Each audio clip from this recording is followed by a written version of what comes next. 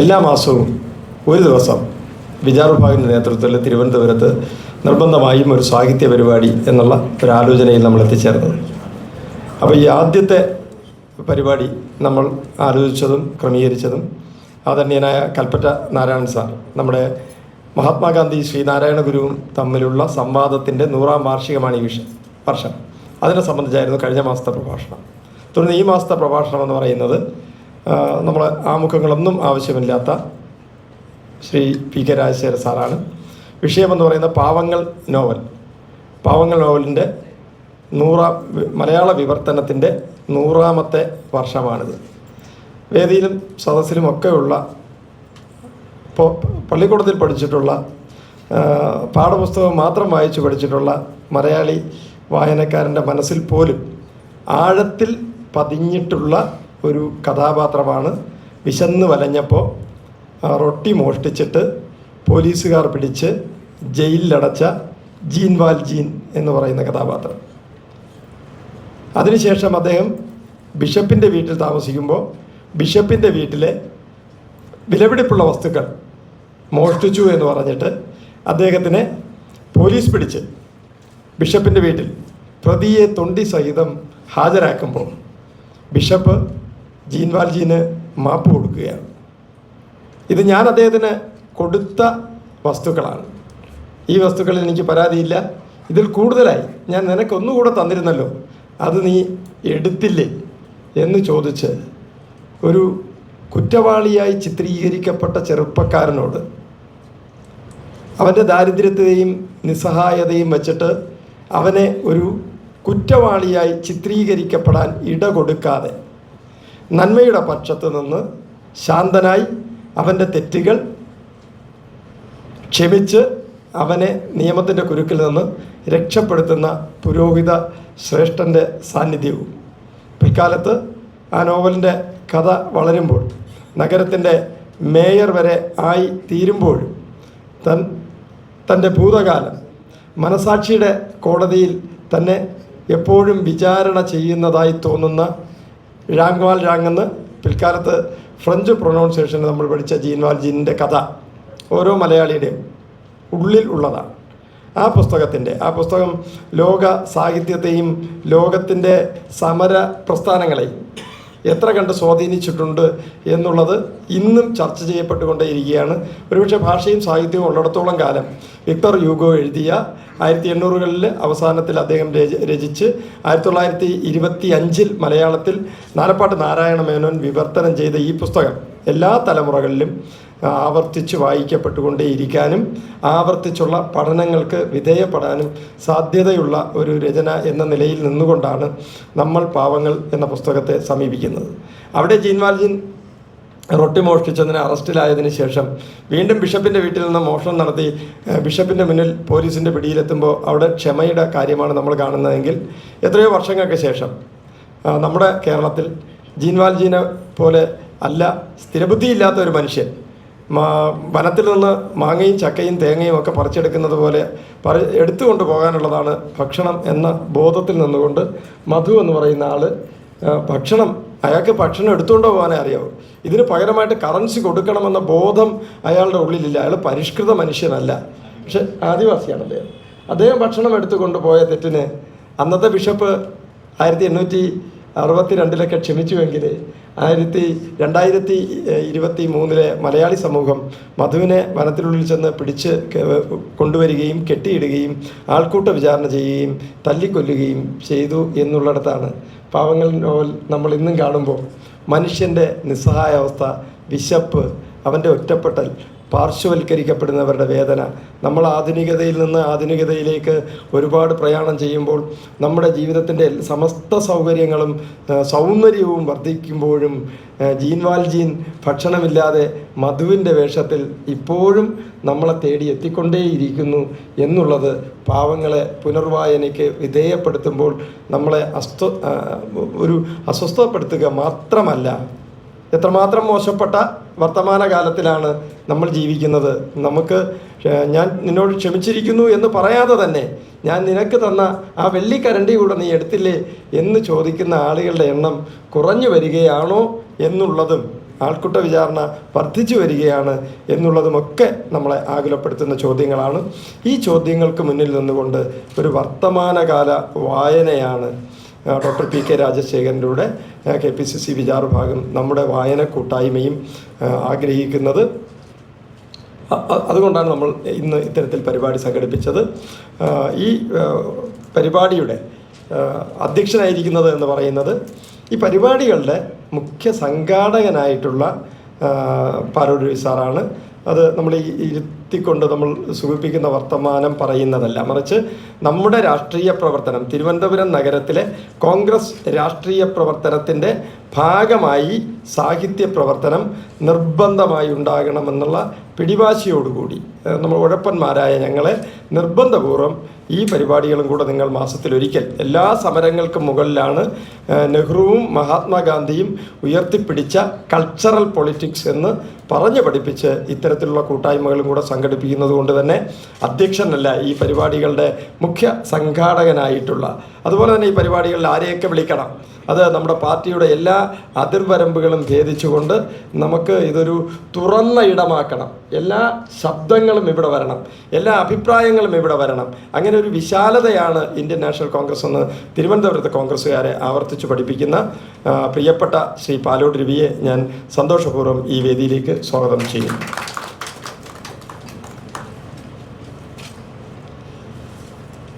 അടുത്തതായി സ്വാഗതം ചെയ്യേണ്ടത് സമകാലീന വായനയിൽ, നമ്മൾ പത്രവായനയിലും സാഹിത്യ സംബന്ധിയായ ചർച്ചകളിലുമൊക്കെ തന്നെ ഒരു സവർണ മാടമ്പിയായി വളരെ പെട്ടെന്ന് നമ്മുടെ ചിന്തകന്മാർ ചിത്രീകരിച്ചുകൊണ്ടിരിക്കുന്ന ഡോക്ടർ പി കെ രാജശേഖർ സാറാണ്. പക്ഷേ അത്തരത്തിലുള്ള വാദഗതികൾ കേൾക്കുമ്പോൾ അദ്ദേഹം മാടമ്പിയാണ്, അല്ലെങ്കിൽ അദ്ദേഹത്തിന് ഈ സവർണതയുടെ പക്ഷമാണെന്നൊക്കെ കേൾക്കുമ്പോഴും നമുക്കൊരു തരത്തിൽ സന്തോഷമാണ് തോന്നുന്നത്. കാരണം ഡോക്ടർ പി കെ രാജശേഖരനെ തൊടാതെ മലയാള വിവർത്തനത്തിൻ്റെ ചർച്ചകൾ സാധ്യമാകുന്നില്ല എന്ന സ്ഥലത്തേക്ക് അദ്ദേഹത്തിൻ്റെ അക്ഷര ചൈതന്യം വർദ്ധിക്കുന്നതിൻ്റെ, കാരണം അത്രയും പ്രാധാന്യമുണ്ട്. പി കെ രാജശേഖരൻ ഇത്ര കണ്ട് എതിർക്കപ്പെടണം, പുരോഗമന പക്ഷക്കാരനല്ല എന്നങ്ങ് ചാപ്പയടിക്കപ്പെടണമെങ്കിൽ ആ ചിന്തകളിൽ ആളുകളെ വിസ്മയിപ്പിക്കുന്ന അല്ലെങ്കിൽ വഴിതെറ്റിക്കുന്ന എന്തൊക്കെയോ അദ്ദേഹം വിസ്ഫോടനപരമായി കരുതി വെച്ചിട്ടുണ്ട്. പ്രിയപ്പെട്ട നമ്മുടെ സദസ്സുകൾക്ക് അദ്ദേഹം ഒരു അതിഥിയെയല്ല, നമ്മളോടൊപ്പമുള്ള ആളാണ്. ഞാനിപ്പോഴും ഓർമ്മിക്കുന്നു, പാലക്കാട് ഉപതെരഞ്ഞെടുപ്പിൻ്റെ വേളയിൽ ഞാൻ ആ ഇലക്ഷൻ കമ്മിറ്റി ഓഫീസിൽ ചെല്ലുമ്പോൾ ആദരണീയനായ പ്രതിപക്ഷ നേതാവ് വിളിച്ചിട്ട് പറഞ്ഞു, നിങ്ങളോട് ഒരു അഭിനന്ദനം പറയാൻ ഞാൻ മറന്നുപോയി, നിങ്ങൾ മഹാത്മാഗാന്ധിയുടെ പരിപാടി സംഘടിപ്പിക്കാൻ കണ്ടുപിടിച്ച സ്ഥലം. അപ്പോൾ ഞാൻ പറഞ്ഞു, അഭിനന്ദനം എനിക്കല്ല, ചെമ്പഴന്തിയല്ലാണ് സ്ഥലം കണ്ടുപിടിച്ചത്. അതിനേക്കാളും മനോഹരമായിരുന്നു നിങ്ങൾ പ്രസംഗിക്കാൻ വിളിച്ച പി കെ രാജശേഖരൻ്റെ പ്രസംഗം. നമുക്ക് പുതിയ ചിന്തയിലേക്ക് നമ്മളെ നയിക്കാൻ കഴിഞ്ഞു, ഒരു പുതിയ ചിന്തയിലേക്ക്, പുതിയ മഹാത്മാഗാന്ധിയെ നമുക്ക് അവിടെ വെച്ച് നോക്കിക്കാണാൻ കഴിഞ്ഞു എന്നൊക്കെ പറയുന്ന രീതിയിൽ നമ്മളോട് എപ്പോഴുമുള്ള ഡോക്ടർ പി കെ രാജശേഖരനെ ആദരപൂർവ്വം ഞാൻ ഈ വേദിയിലേക്ക് സ്വാഗതം ചെയ്യുന്നു.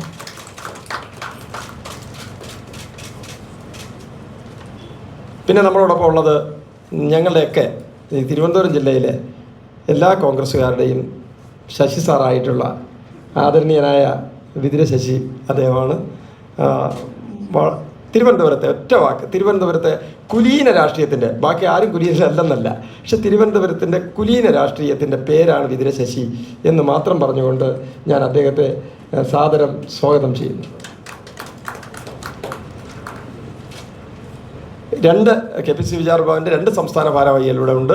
ഒന്ന് ശ്രീ സന്തോഷ് ചിറ്റാർ, അദ്ദേഹത്തെ ഏറെ ആദരവോടെ എല്ലാ ദിവസവും വിളിച്ച് നമ്മളെ ഈ പരിപാടിയൊക്കെ എന്തായി എല്ലാ കാര്യങ്ങളും ഒരു വിളി വൈകുന്നേരം എത്തിയിരിക്കും. ആ സന്തോഷ് ചിറ്റാറിനെ ഏറെ ബഹുമാനത്തോടെ ഞാൻ ഈ വേദിയിലേക്ക് സ്വാഗതം ചെയ്യുന്നു. തുടർന്ന് സ്വാഗതം ചെയ്യാനുള്ളത് മുൻ പ്രിൻസിപ്പൽ, നമ്മുടെ വിവിധ സർക്കാർ ഡിപ്പാർട്ട്മെൻറ്റുകളുടെ ഒരുപാട് പദവികൾ വഹിച്ചിട്ടുള്ള പ്രേംകുമാർ സാറാണ്. വേദിയിൽ ഇരുന്നിട്ടില്ല, സാർ അവിടെ ഇരിപ്പുണ്ട്. അദ്ദേഹത്തെ ഞാൻ ആദരപൂർവ്വം സ്വാഗതം ചെയ്യുന്നു. അതോടൊപ്പം തന്നെ പേര് പറഞ്ഞ് സ്വാഗതം ചെയ്യേണ്ട എല്ലാ വ്യക്തിത്വങ്ങളാണ് സദസ്സിലുള്ളതിലേറെയും. അതുകൊണ്ട് തന്നെ മുഴുവൻ ആളുകളെയും KPCC വിചാർഭാഗ് ഈ പരിപാടി തുടരുകയാണ്.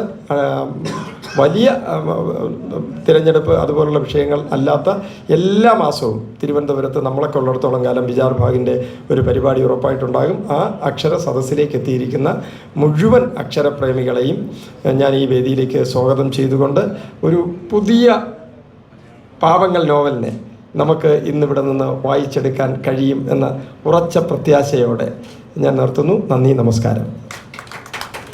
പ്രിയപ്പെട്ട ശ്രീ വിതുര ശശി, പ്രിയപ്പെട്ട ശ്രീ സന്തോഷ്, പ്രിയപ്പെട്ട ശ്രീ വിനോസൻ സഹപ്രവർത്തകരെ,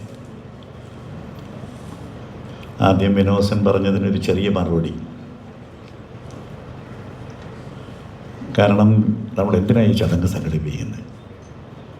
ഞാനിത് ഇപ്പോഴും തുടങ്ങിയതല്ല. ഞാൻ യൂത്ത് കോൺഗ്രസ് ജില്ലാ പ്രസിഡൻ്റായിരുന്നപ്പോൾ യുവപ്രതിഭ എന്ന് പറഞ്ഞൊരു സാംസ്കാരിക വേദി ഉണ്ടാക്കി എത്ര വർഷങ്ങൾക്ക് മുമ്പാണ് BJT ഹാളിൽ പരിപാടി സംഘടിപ്പിക്കും. അന്നത്തെ BJT ഹാളിൽ പരിപാടി സംഘടിപ്പിക്കുമായിരുന്നു.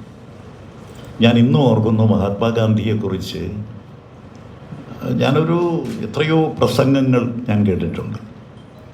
ഞാൻ നാഷണൽ ലിറ്ററസി മിഷനിലുണ്ടായിരുന്നപ്പോഴും രാജാറാം ലൈബ്രറി ഫൗണ്ടേഷൻ കൊൽക്കത്തയിൽ ഒരു 8 വർഷം ഞാൻ അതിൻ്റെ ഭരണസമിതിയിലുണ്ടായിരുന്നപ്പോൾ അതിൻ്റെ അടിസ്ഥാനത്തിലുള്ള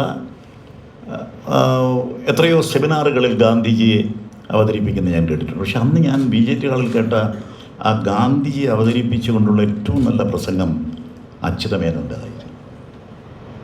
അച്യുതമേനോൻ്റെ. നമുക്ക് ഇന്നും അന്നത്തെ മുഖ്യമന്ത്രി ഞങ്ങൾ പോയി വിളിച്ചു, ഞങ്ങളുടെ ചടങ്ങിൻ്റെ സമാപനത്തിനെത്തണം എന്ന് പറഞ്ഞപ്പോൾ വളരെ സന്തോഷത്തോടെ, അത് വളരെ രസകരമെന്ന് വെച്ചാൽ അദ്ദേഹം സെക്രട്ടറിയിൽ നിന്ന് ഇറങ്ങി നടന്നാണ് CM നമ്മുടെ BJT ഹാളിലേക്ക് വന്നത്. അന്ന് അദ്ദേഹം അന്ന് അച്യുതമേനോനെ കുറിച്ച് ഏതാണ്ട് 1 മണിക്കൂർ നീണ്ടു നിന്ന ഒരു പ്രസംഗം. ഞാനാകും? ഈ പരിപാടികൾ സംഘടിപ്പിക്കുമ്പോൾ നമ്മൾ സ്വയം ചോദിക്കേണ്ട ചോദ്യം അതാണ്. ഈ ഞാനാകുന്നു? ഞാനെന്തൊരു ഏകനാണോ? ഞാൻ എന്തെങ്കിലും ആകണമെങ്കിൽ എനിക്ക് ബന്ധങ്ങൾ വേണം. എന്നെ പലപ്പോഴും ചിന്തിപ്പിച്ചത്, ബന്ധങ്ങളില്ലാതെ ഞാൻ എന്താകും? അപ്പോൾ ഈ ബന്ധങ്ങൾ എവിടെന്നാ? ആ ബന്ധങ്ങളാണ് നമ്മുടെ ഈ കൂട്ടായ്മ. ഇവിടുന്ന് കിട്ടുന്ന ഞാൻ തീർക്കില്ല. ഞാൻ അദ്ദേഹത്തിൻ്റെ പ്രസംഗം കേൾക്കാനാണ് നമ്മളെല്ലാവരും ഇരിക്കുന്നത്. ഞാൻ അയ്യപ്പ പണിക്കർ സാറ് പറഞ്ഞു, നിൻ്റെ നാടല്ലേ ആദിവാസികളുടെ നാടല്ലേ എന്ന് പറഞ്ഞുകൊണ്ട് എന്നെ ചിരിപ്പിച്ച് നമുക്കവിടെ ഞാറ്റുപാട്ട് കേൾക്കാൻ പോകണം എന്ന് പറഞ്ഞുകൊണ്ട് അയ്യപ്പ പണിക്കർ സാറിനെയും കൊണ്ട് ഈ ഞാറ്റുപാട്ട് കേൾക്കാൻ വേണ്ടി ഞാറനീലി എന്ന് പറയുന്ന ആദിവാസി കേന്ദ്രത്തിലേക്ക് പോയി നിൽക്കുന്നുണ്ട്. അദ്ദേഹത്തിൻ്റെ ആ യാത്രയിൽ ഈ അയ്യപ്പ പണിക്കർ സാറ് പറഞ്ഞതിലൂടെയുള്ള ബന്ധങ്ങൾ, പുസ്തകങ്ങളുടെ ബന്ധങ്ങൾ, നമുക്ക് ആ ബന്ധങ്ങൾ മാത്രമേ ഈ സമൂഹത്തിൻ്റെ ഭാഗമായി നമുക്ക് മാറാൻ കഴിയുള്ളൂ. അതിൽ ഇന്നിവിടെ അവതരിപ്പിച്ചിരിക്കുന്ന വിഷയം എന്ന് പറയുന്നത് നമുക്കറിയാം. നമുക്ക് എത്രയോ എഴുത്തുകാരെ കുറിച്ച് അവരുടെ പുസ്തകങ്ങൾ, ദസ്തോവ്സ്കി ആവട്ടെ, ടോൾസ്റ്റോയ് ആകട്ടെ, വാപ്പസാങ്ങാകട്ടെ, അവരുടെ എത്രയോ പ്രധാനപ്പെട്ട കൃതികൾ, ഇതെല്ലാം ഇപ്പം ഞാനൊക്കെ സ്കൂളിൽ പഠിക്കുമ്പോഴും കോളേജിൽ പഠിക്കുമ്പോഴും പുസ്തകം വായിച്ചു തീരുന്നില്ല. ഇപ്പം നമുക്കറിയാം, ഇപ്പം പുസ്തകം വായിക്കാൻ ഉള്ള സമയങ്ങളൊക്കെ നമ്മൾ സ്വയം പലപ്പോഴും ദുഃഖിക്കാറുണ്ട്. അപ്പോൾ എത്രയോ ആ പട്ടികയിലുള്ള വിക്ടറിയോ ആ പട്ടികയിലോ അല്ലെങ്കിൽ അതിനേക്കാൾ അപ്പുറത്ത് നിൽക്കുന്ന ഞാനൊരു സംശയം ഇവിടെ പ്രകടിപ്പിക്കുകയാണ്. ഈ ലോക സാഹിത്യ രംഗമെടുത്ത് പരിശോധിച്ചാൽ ഈ ഫ്രഞ്ച് സാഹിത്യമല്ലേ അല്പമെങ്കിലും മുമ്പിലെന്ന് പലപ്പോഴും തോന്നത്തക്ക തരത്തിൽ നമുക്കറിയാം. നമുക്ക് ഇപ്പോൾ ഓരോ പുസ്തകങ്ങളും ഞാൻ ഈ പറഞ്ഞ വളരെ വളരെ വളരെ വളരെ ലോകപ്രസിദ്ധരായ എഴുത്തുകാരുടെ പുസ്തകങ്ങളൊക്കെ നമ്മൾ വായിക്കുമ്പോൾ നമുക്ക് സ്വാഭാവികമായും ഈ ഫ്രഞ്ച് സാഹിത്യവുമായി ബന്ധപ്പെട്ടിരിക്കുന്ന പുസ്തകങ്ങളിലൂടെ, ആ പുസ്തകങ്ങളോടെന്ന് പറയുമ്പോൾ ഈ ജീവിത തുടിപ്പുകളിലേക്ക് കടന്നു പോകുന്ന റിയലിസം, ജീവിത യാഥാർത്ഥ്യങ്ങളിലേക്ക് കടന്നു പോകുന്ന ഒരു വല്ലാത്തൊരെഴുത്താണ്. ഞാനങ്ങനെ ആ ഒരു വാചകത്തിൽ പറയുന്ന എഴുത്താണ് പാവങ്ങളിലൂടെ, വിവർത്തനത്തിലൂടെ നാം ഇന്ന് അതിൻ്റെ 100ാം വർഷം ഇവിടെ ആഘോഷിക്കുന്നു. ശ്രീ കുട്ടിക്കൃഷ്ണമാരാർ ആ പുസ്തകത്തെക്കുറിച്ച് അദ്ദേഹം എഴുതിയത് രാമായണം വായിക്കും പോലെ വിളക്ക് കൊളുത്തി വെച്ചത് വായിക്കണമെന്നാണ്. ആ വിവർത്തനത്തെക്കുറിച്ച് സാക്ഷാൽ കുട്ടിക്കൃഷ്ണമാരാർ പറഞ്ഞ വാചകമാണ്. രാമായണം വായിക്കുന്നത് പോലെ ഈ വിളക്ക് കൊളുത്തി വെച്ചിരുന്ന പുസ്തകം വായിക്കണം എന്നാണ് പറഞ്ഞത്. അപ്പോൾ നമുക്ക് രചനകളിലൂടെയും ഇപ്പോൾ തകഴി വന്ന സ്വാധീനം, അല്ലെങ്കിൽ ശ്രീ ബഷീറിൽ, പി കേശവദേവിൽ, നമ്മൾ അതൊക്കെ നമ്മൾ സാധാരണയായി വായിച്ച് തള്ളിയ പുസ്തകങ്ങളാണ്. അല്ലെങ്കിൽ വായിച്ച് നമ്മൾ ഏറ്റവും അല്ലെങ്കിൽ നമ്മളോട് ചേർത്ത പുസ്തകങ്ങളാണല്ലോ. ഈ പുസ്തകങ്ങളുമായിട്ടൊക്കെ ബന്ധപ്പെടുത്തിക്കൊണ്ട് നമ്മൾ ഈ പാവങ്ങളിലേക്ക് കടന്നു ചെല്ലുമ്പോൾ നമ്മൾ ആദ്യമൊക്കെ ഇപ്പം നമ്മുടെയൊക്കെ പരിമിതമായ 4 ചുവരുകൾക്കുള്ളിൽ നിന്നുകൊണ്ട് നമ്മൾ രേഖപ്പെടുത്തിയ അല്ലെങ്കിൽ നമ്മൾ അടയാളപ്പെടുത്തിയ ആ പുസ്തകങ്ങളിൽ നമുക്ക് പാവങ്ങളിലേക്ക് കടന്നു ചെന്നാൽ ആ പുസ്തകത്തിനുണ്ടാക്കിയ സ്വാധീനം എന്തുമാത്രം വലുതായിരുന്നു എന്നുള്ളതിൻ്റെ ഒരു ശരിക്കുമുള്ള ഒരു അവതരണമാണ് ഇന്ന് നമ്മൾ CPKയിൽ നിന്ന് നമ്മളിവിടെ വരണം, ഇത് സംസാരിക്കണമെന്ന് പറഞ്ഞപ്പോൾ നമ്മൾ ആഗ്രഹിച്ചത് അതുണ്ടാകുമെന്നാണ് എൻ്റെ പൂർണ്ണമായ വിശ്വാസം. നമ്മുടെ ഈ മാസത്തെ ഈ ചടങ്ങിൽ വന്നതിലുള്ള അത്യധികമായ സന്തോഷം രേഖപ്പെടുത്തിക്കൊണ്ട് നമ്മുടെ ഇന്നത്തെ ഈ മാസത്തെ കൂട്ടായ്മ എന്ന് പറയുമ്പോൾ ഞങ്ങൾ എല്ലാവരും കഴിഞ്ഞ 2 ദിവസത്തിന് മുമ്പാണ് തിരിച്ചെത്തിയത്. ഒരു 10-17 ദിവസം ഞങ്ങൾ ആരും ഇവിടെ ഉണ്ടായിരുന്നില്ല. അപ്പോൾ ആ കൂട്ടായ്മ ഔപചാരികമായി ഉദ്ഘാടനം ചെയ്യുന്നതിനും ഈ വിഷയത്തിലേക്ക് ഒന്ന് കണ്ണോടിക്കുന്നതിനും പ്രിയങ്കരനായ ശ്രീ PK രാജേശൻ അവറുകളോട് വളരെ വിനയപൂർവ്വം അഭ്യർത്ഥി. സുഹൃത്തുക്കളെ, സാധാരണ ഒരു പുസ്തകത്തിൻ്റെ 100 വർഷം, നോവലിൻ്റെ 100 വർഷമൊക്കെ എല്ലാ സ്ഥലങ്ങളിലും ആഘോഷിക്കാറുണ്ട്. പക്ഷേ മറ്റൊരു ഭാഷയിൽ നിന്ന് വിവർത്തനം ചെയ്ത ഒരു നോവലിൻ്റെ 100-ാം വർഷം ആഘോഷിക്കുക അത്യപൂർവമാണ്. ആ അപൂർവതയാണ് പാവങ്ങൾ വിവർത്തനത്തിൻ്റെ 100-ാം വർഷം കേരളത്തിൽ പല സ്ഥലങ്ങളിലായി ഇപ്പോൾ ആഘോഷിക്കപ്പെട്ടു വരികയാണ്. കേരളത്തിലെ പ്രധാനപ്പെട്ട മാസികകളൊക്കെയും അവയുടെ കവർ സ്റ്റോറികൾ പ്രസിദ്ധീകരിച്ചു കഴിഞ്ഞു. അതിൽ വന്ന ലേഖനങ്ങളിലൊക്കെയും മിക്കതും എല്ലാവരും വിക്ടർ ഹ്യൂഗോയുടെ നോവലിനെ കുറിച്ച് ആണ് കൂടുതൽ, വിവർത്തനത്തെക്കുറിച്ചല്ല പറയുന്നത്. എന്താണ് ഈ വിവർത്തനത്തിൻ്റെ പ്രാധാന്യം? ആ വിവർത്തനം എങ്ങനെയാണ് ആധുനിക മലയാളിയെ സൃഷ്ടിച്ചത്? പ്രത്യേകിച്ചും ദേശീയ സ്വാതന്ത്ര്യ സമരത്തിൻ്റെ പശ്ചാത്തലത്തിൽ പുറത്തിറങ്ങിയ വിവർത്തനം കേരളത്തിലെ പുതിയ ഒരു തലമുറയെ തന്നെ സൃഷ്ടിച്ചു. ചിലരെ അത് കൂടുതൽ ഗാന്ധിയിലേക്ക് അടുപ്പിച്ചു, ചിലരെ അത് പിന്നീട് കമ്മ്യൂണിസ്റ്റുകളും സോഷ്യലിസ്റ്റുകളുമാക്കി മാറ്റി. അങ്ങനെ കേരളത്തിൻ്റെ രാഷ്ട്രീയ ചരിത്രത്തിൽ വലിയൊരു മാറ്റം ഉണ്ടാക്കി. ഈ പാവപ്പെട്ടവരെ, വേശ്യകളെ, തെണ്ടികളെ, അങ്ങനെ സമൂഹത്തിൻ്റെ കേന്ദ്രത്തിൽ നിന്ന് മാറ്റി നിർത്തപ്പെട്ട മനുഷ്യരെ സ്നേഹപൂർവ്വം നമ്മൾ ആലിംഗനം ചെയ്യണമെന്നും സമൂഹത്തിൻ്റെ മുഖ്യധാരയിലേക്ക് കൊണ്ടുവരണമെന്നും ജനങ്ങളെ പഠിപ്പിക്കാൻ വലിയ രാഷ്ട്രീയ പ്രസംഗങ്ങൾക്കോ സമരങ്ങൾക്കോ കഴിഞ്ഞതിനേക്കാൾ ഈ ഒരൊറ്റ പുസ്തകത്തിന് കഴിഞ്ഞു. ആ പുസ്തകം ഇറങ്ങിയ നാൾ മുതൽ പിന്നീടത് 1950-കൾ മുതൽ അത് കേരളത്തിൽ ഉപപാഠ പുസ്തകമായി. അത് ഒരുപാട് പേരത് ഈ നാലപ്പാട്ട് നാരായണ മേനോൻ്റെ വിവർത്തനം മുൻനിർത്തി അതിനെ വളരെ ചെറുതാക്കി സംഗ്രഹിച്ച് എഴുതിയിട്ടുണ്ട്. N. കൃഷ്ണപിള്ളയാണ് 1958 ആദ്യം ഒരു സംഗ്രഹം തയ്യാറാക്കി.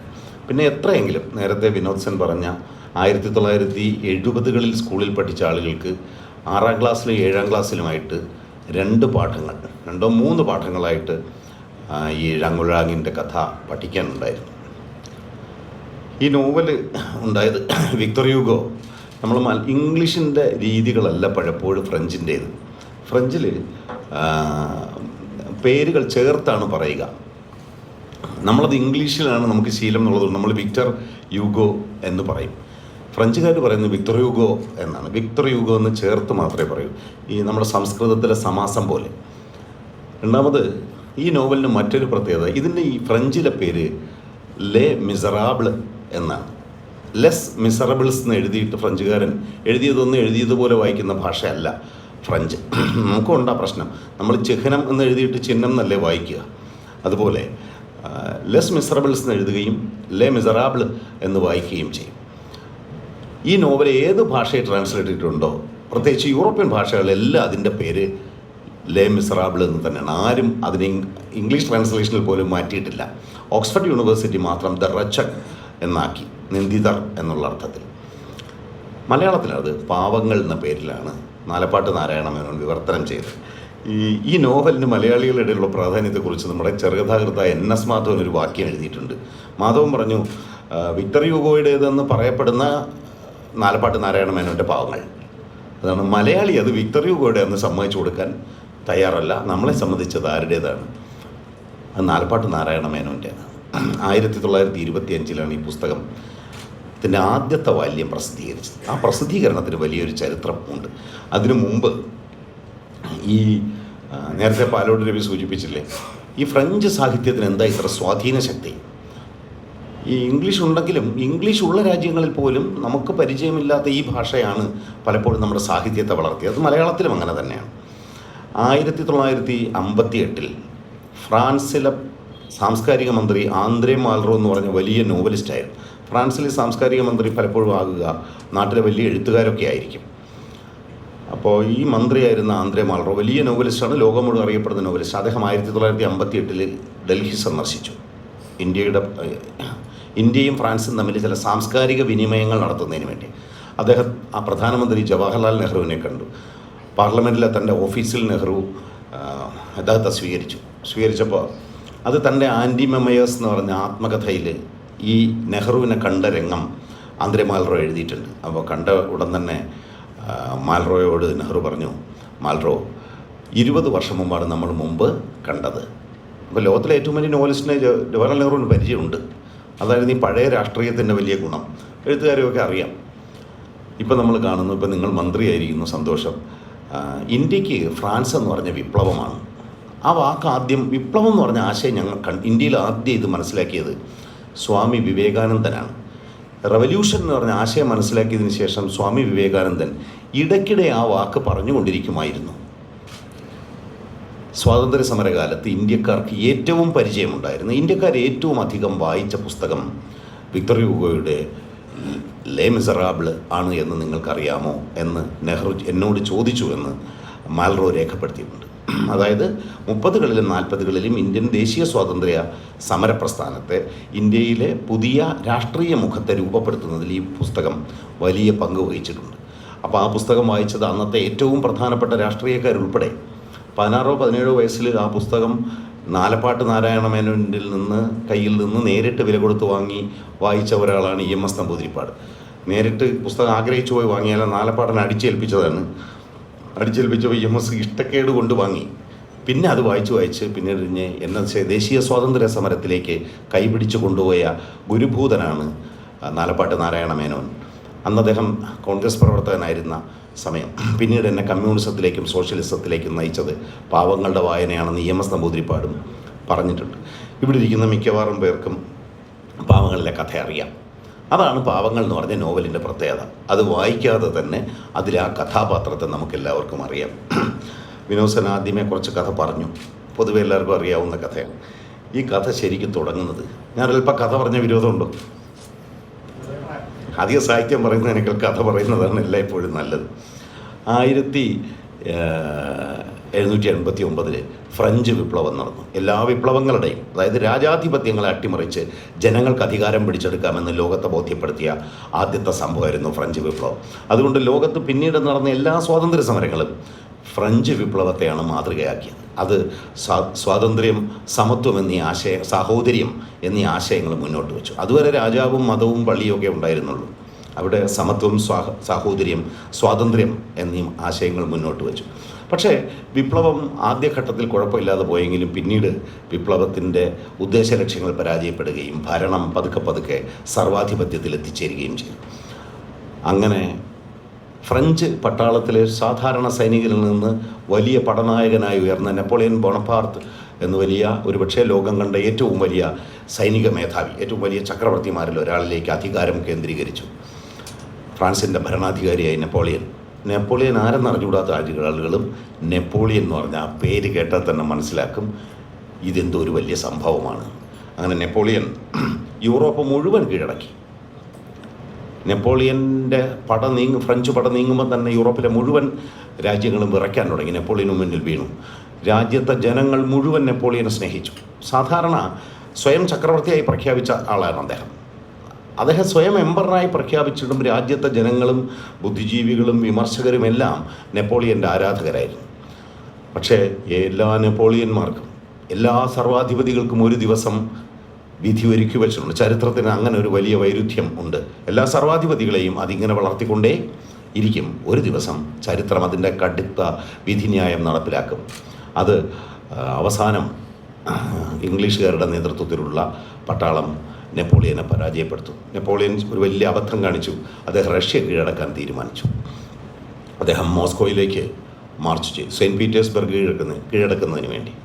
പക്ഷേ അതിഭീമമാം വിധം വലിപ്പമുള്ള അതിഭയാനകമായ മഞ്ഞുകാലമുള്ള ഒരു രാജ്യത്തേക്ക് ഫ്രഞ്ച് പട്ടാളം അങ്ങോട്ട് പോയി തിരിച്ചു വരാൻ പറ്റിയില്ല. അപ്പോഴേക്കും റഷ്യൻ മഞ്ഞുകാലം തുടങ്ങി. റഷ്യൻ പട്ടാളം ശക്തിയുള്ള പട്ടാളമൊന്നും ആയിരുന്നില്ല. പക്ഷേ അവർ പോയ വഴിക്ക് അവരുടെ എല്ലാ ഗ്രാമങ്ങളും തീവച്ചിട്ടാണ് പിൻവാങ്ങിയത്. ഫ്രഞ്ച് പട്ടാളത്തെ ഭയപ്പെട്ട പോയത്. പക്ഷേ എല്ലാ ഗ്രാമവും തീവച്ചു. എല്ലാ കൃഷിയും കിടക്കാനുള്ള എല്ലാം നഷ്ടപ്പെട്ടു. റഷ്യ കീഴടക്കിയിട്ട് തിരിച്ചു വരുന്ന ഫ്രഞ്ച് പട്ടാളം ഈ കൊടും മഞ്ഞിൽ ചത്തൊടുങ്ങി. നെപ്പോളിയൻ്റെ പരാജയം അവിടെയാണ് തുടങ്ങിയത്. മോസ്കോയിലേക്ക് മാർച്ച് ചെയ്യരുതെന്നൊരു പഴഞ്ചൊല്ല് തന്നെ പിന്നീട് പ്രചരിക്കുകയുണ്ടായി. അദ്ദേഹം നാട് കടത്തപ്പെട്ടു. സെയിൻറ്റ് ഹെലേന എന്ന ദ്വീപിലേക്ക് അദ്ദേഹം പോയി. അവസാനത്തെ അദ്ദേഹത്തിൻ്റെ യുദ്ധമായിരുന്നു വാട്ടർലൂവിൽ നടന്നത്. വാട്ടർലൂ ഒരു ശൈലിയാണ്. ഒരാളുടെ വാട്ടർലൂ എന്ന് പറഞ്ഞാൽ അയാളുടെ അന്തിമ പരാജയത്തിൻ്റെ സ്ഥലമാണ്. ഈ വാട്ടർലൂ ഫ്രാൻസിലല്ല, ശരിക്ക് അത് ബെൽജിയത്തിലാണ്. ബെൽജിയത്തിലൊരു ചെറിയ പട്ടണമാണെന്ന് വാട്ടർലൂവിൽ നടന്ന യുദ്ധത്തിൽ അന്തിമമായി നെപ്പോളിയൻ പരാജയപ്പെട്ടു. യൂറോപ്പിൻ്റെ രാഷ്ട്രീയ ചരിത്രം മുഴുവൻ മാറി. ഈ വാട്ടർലൂ യുദ്ധം നടന്ന് ഏതാനും ദിവസങ്ങൾക്ക് ശേഷമാണ് 19 കൊല്ലം മുമ്പ് ഒരു റൊട്ടിക്കഷണം മോഷ്ടിച്ചതിൻ്റെ പേരിൽ തടവിൽ കിടന്ന ഴാങ് വൽഴാങ് എന്ന് പറഞ്ഞ ആൾ, ജീൻ വാൽജീൻ എന്ന് നമ്മൾ പറയുന്ന, അത് വിക്ടർ യൂഗോ പേരിടാൻ കാര്യം ജീൻ എന്ന് പറഞ്ഞ പേര്, അല്ലെങ്കിൽ ഴാങ് എന്ന് ഫ്രഞ്ചുകാർ ഉച്ചരിക്കുന്ന ജീൻ. നമ്മുടെ നാട്ടിൽ അപ്പു എന്നൊക്കെ പറയുമ്പോഴത്തെ ഒരു പേരാണ്. കേരളത്തിൽ എവിടെ പോലും 2 അപ്പു വെച്ച് കാണും. കുട്ടിക്കും വലുതിനും എല്ലാം ഉള്ള ഒരു കോമൺ നെയിം, ഒരു കോമൺ മാനാണ് ഇയാളെന്ന് കാണിക്കുന്നതിന് വേണ്ടിയാണ് ഏറ്റവും സർവ്വസാധാരണമായ ഒരു പേരാ കഥാപാത്രത്തിന് നൽകിയത്. അയാൾ വിമോചിക്കപ്പെടുന്നു. ഈ യുദ്ധരംഗത്തിൻ്റെ കഥ പിന്നീടാണ് വിക്ടർ യൂഗോ പറയുന്നതെങ്കിൽ ഈ യുദ്ധരംഗത്തിൽ നിന്ന് ഒരു നാടകീയ രംഗത്ത് നിന്നാണ് ഈ കഥ യഥാർത്ഥത്തിൽ ആരംഭിക്കുന്നത്. നെപ്പോളിയൻ്റെ പട്ടാളത്തിലെ ഒരു വലിയ ജനറലായിരുന്നു പോങ്മെർസി എന്നു പേരുള്ള ഒരാൾ. ഈ പോങ്മെർസി ഫ്രാൻസിലെ വലിയ പ്രഭു കുടുംബങ്ങളിലൊന്ന് വളർന്ന ആളാണ്. അദ്ദേഹം യുദ്ധത്തിൽ മരിക്കാറായി കിടക്കുകയാണ്. അദ്ദേഹം ഇങ്ങനെ ഏത് നിമിഷവും മരിക്കാം. ആ സമയത്ത് യുദ്ധത്തിൽ മരിച്ചു കിടക്കുന്ന ശവങ്ങൾക്കിടയിലുള്ള മോഷണം നടത്താനായിട്ട് ഒരു പെരുങ്കള്ളൻ അതുവഴി പോകുന്നുണ്ട്. അയാൾ ഇങ്ങനെ വീണ് കിടക്കുന്ന പട്ടാളക്കാരിങ്ങനെ പിടിച്ചു നോക്കും, ശവം നോക്കിയിട്ട് അതിലെന്തെങ്കിലും വിലപിടിപ്പുള്ളതുണ്ടോ, സ്വർണ്ണമോതിരമുണ്ടോ, അതൊക്കെ ഉരിയിടും. അങ്ങനെ നോക്കിയപ്പോൾ പെട്ടെന്ന് ഒരു കൈ അയാളെ വന്ന് പിടിച്ചു. അത് പോങ്മെർസിയുടെ കൈയാണ്. അയാൾ പതുക്കെ കൈ വലിച്ചുയർത്തിയെടുത്തിട്ട് അതിൽ ആ കയ്യിലുണ്ടായിരുന്ന ഒരു പോക്കറ്റിലൊരു ഘടികാരം ഉണ്ടായിരുന്നു, അത് പോക്കറ്റിലാക്കി. പിന്നെ ഒരു ചെറിയ സ്വർണ്ണപ്പതക്കം ഉണ്ടായിരുന്നു, അതിലൊരു ചെറിയ പണസഞ്ചി ഉണ്ടായിരുന്നു, ഇതും കയ്യിലാക്കി. മറ്റേ മനുഷ്യന് ബോധമില്ല. അപ്പോൾ ആ കിടന്ന പോങ്മെർസി വിചാരിച്ചത് ഇയാൾ എന്നെ രക്ഷിക്കുകയാണ് എന്ന്. അപ്പോൾ അയാൾ പറഞ്ഞു, ഞാൻ മരിക്കാൻ പോവുകയാണ്, നിങ്ങൾ എന്നെ രക്ഷിച്ചതിന് നന്ദി. എൻ്റെ പേര് ഓർമ്മ വയ്ക്കൂ, പോങ്മെർസി എന്നാണ്. ഫ്രാൻസിലെ ഏറ്റവും പ്രധാനപ്പെട്ട കുടുംബങ്ങളിലൊന്നേ. അയാൾ മരിച്ചു. അയാളുടെ പണം മോഷ്ടിച്ച് തെനാർദിയർ എന്ന പേരുള്ള ഈ മനുഷ്യൻ സ്ഥലം വിടുന്നു. നോവലിൽ കുറച്ച് കഴിഞ്ഞ് ഇത് വരുന്നത്. പക്ഷേ ഈ നോവലിലെ മുഴുവൻ സംഭവങ്ങളെയും നിയന്ത്രിക്കുന്ന ഒരു പ്രിയാമ്പിളാണിത്. ആ യുദ്ധം കഴിയുന്നു. വാട്ടർലൂവിൽ നെപ്പോളിയനെ എല്ലാവരും മറക്കുന്നു. രാജാധിപത്യം പുനഃസ്ഥാപിക്കപ്പെട്ടു. പഴയ ബുർബോങ് രാജവംശം ഫ്രാൻസിൽ വീണ്ടും ഭരണം തുടങ്ങി. അതോടുകൂടി ഫ്രാൻസിൽ അസ്വസ്ഥത തുടങ്ങി. വീണ്ടും ഈ രാജാവ് തിരിച്ചു വന്നു. ഈ ഭരണം നമുക്ക് ആവശ്യമില്ല. അതിനെതിരെയുള്ള ഒരുപാട് വിപ്ലവ പ്രസ്ഥാനങ്ങൾ, പ്രത്യേകിച്ചും വിദ്യാർത്ഥികളുടെ നേതൃത്വത്തിലുള്ള രഹസ്യ സംഘടനകൾ പാരീസിലെങ്ങും ഇങ്ങനെ രഹസ്യമായി പ്രവർത്തിച്ചു തുടങ്ങി. പാരീസ് ദാരിദ്ര്യം കൊണ്ട് വീർപ്പുമുട്ടുകയാണ്. എവിടെയും തെണ്ടിച്ചക്കന്മാരാണ്. എവിടെയും കുട്ടികളിങ്ങനെ യാചിച്ച് നടക്കുകയാണ്. വേശ്യാവൃത്തി അതിരൂക്ഷമായി കഴിയും. ഈ അവസരത്തിലാണ് ഴാങ് വാൽഴാങ് എന്ന് പറഞ്ഞ മനുഷ്യൻ 25 വയസ്സ് തികഞ്ഞിട്ടില്ല, 24 വയസ്സുള്ളപ്പോഴാണ് അയാളൊരു വിറക് വെട്ടുകാരനായിരുന്നു. ഈ വിറക് വെട്ടിയിട്ട് മഞ്ഞുകാലം വന്നപ്പോൾ പണിയില്ലാതായി. ദാരിദ്ര്യം കൊണ്ട് സഹിക്കാൻ വയ്യ. ഒരു സഹോദരി മാത്രമേ ഉള്ളൂ. അച്ഛനും അമ്മയും ആരെന്ന് അറിഞ്ഞുകൂടാ, പണ്ടേ മരിച്ചുപോയി. ഈ സഹോദരിക്ക് 7 മക്കളുണ്ട്. മൂത്ത കുട്ടിക്ക് 8 വയസ്സാണ്, ഇളയ കുഞ്ഞിന് 1. അവളുടെ ഭർത്താവ് ഉണ്ടായിരുന്ന കാലത്ത് നല്ല നിലയിൽ ജീവിച്ചു, ഭർത്താവ് മരിച്ചുപോയി. ഈ കുഞ്ഞുങ്ങളൊക്കെ പട്ടിണിയാണ്, കരയുകയാണ്, എന്തെങ്കിലും ഒന്ന് കൊടുക്കണം. രാത്രി അയാൾ ഒരു ബേക്കറിയുടെ ചില്ല് തകർത്തിട്ട്, ജനൽ ചില്ല് തകർന്ന് ഒരു റൊട്ടി ഇങ്ങനെ എടുത്തതും ആ ബേക്കറിക്കാരൻ ഓടി വന്ന് ഇയാളെ ഓടിച്ചിട്ട് പിടിച്ചു. അയാൾ കോടതി ഹാജരാക്കി. അയാൾ പറഞ്ഞൊന്നും ആരും കേട്ടില്ല. നിയമം വളരെ കണ്ണില്ലാതെ തന്നെ, നിയമത്തിൻ്റെ വഴിക്ക് പോകുന്നതാണല്ലോ നമ്മുടെ നാട്ടിലെ പ്രധാന പറയുക. അത് അതിൻ്റെ വഴിക്ക് പോവുകയും ഇയാളെ 5 വർഷം കഠിന തടവിന് ശിക്ഷിക്കുകയും ചെയ്തു. കഠിന തടവെന്ന് പറഞ്ഞാൽ പൂജപ്പുര സെൻട്രൽ ജയിലിലേതുപോലുള്ള ആധുനിക ജയിൽ സംവിധാനമൊന്നുമല്ല.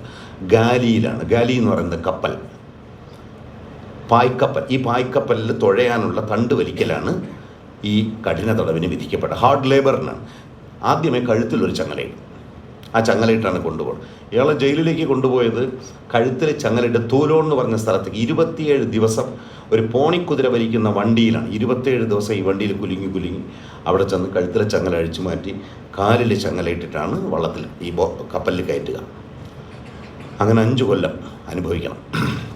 അവിടെ ചെന്ന ഉടൻ തന്നെ ഒരു ചുവന്ന ഉടുപ്പ്, ഒരു മേൽക്കുപ്പായം, അതായത് മുട്ടുവരെയുള്ള ഒരു കുപ്പായം, വേറെ ഒന്നുമില്ല, താഴേക്കൊന്നുമില്ല. മഞ്ഞുകാലത്തും ചൂടുകാലത്തും എല്ലാം ഈ വേഷമിട്ട് ഈ തണ്ട് വലിച്ചുകൊണ്ട് കാലിൽ ചങ്ങലയിട്ട് പൂട്ടിയിരിക്കും. അയാളുടെ പേര് പോലും മാഞ്ഞുപോയി എന്നാണ്. ആ വസ്ത്രം ഇട്ടതോടുകൂടി അയാളുടെ എല്ലാം അയാൾക്ക് നഷ്ടപ്പെട്ടു എന്നാണ് വിക്ടർ ഹ്യൂഗോ എഴുതുന്നത്. അയാളുടെ പേര് അയാളുടെ പേര് പോലും മാഞ്ഞുപോയി. ഴാങ്വാൽ ഴാങ് എന്ന പേരിന് പകരം അയാളുടെ പേര് 24,601 എന്നായി മാറി. 24,601 എന്നുള്ള തടവുളി ഖൈദി നമ്പർ 24,601 എന്നാണ്. ഈ നമ്പർ ഇട്ടതിൻ്റെ പിന്നിലൊരു കഥയുണ്ട്. വിക്ടർ ഹ്യൂഗോ ജനിച്ച 1802 ഫെബ്രുവരി 29-ാം തീയതി. പക്ഷേ വിക്ടർ ഹ്യൂഗോ എപ്പോഴും വിശ്വസിച്ച് 1801 ജൂൺ 24-ാം തീയതിയാണ് എന്നെ ഗർഭം ധരിച്ചത്. ആ ദിവസമാണ് ഞാൻ യഥാർത്ഥത്തിൽ ജനിച്ചതെന്ന് പറയുന്നത്, എന്നെ ഗർഭം ധരിച്ച ദിവസം. അതുകൊണ്ട് അതായത് 24/6/1801, അതിൻ്റെ നമ്മൾ എഴുതുമ്പോൾ 01, അപ്പം 24,601. ആ തടവുള്ളിയുടെ നമ്പർ താൻ ജനിച്ച ദിവസമെന്ന് അദ്ദേഹം സങ്കല്പിക്കുന്ന ദിവസമാണ് ആ നമ്പറാക്കി മാറ്റിയത്.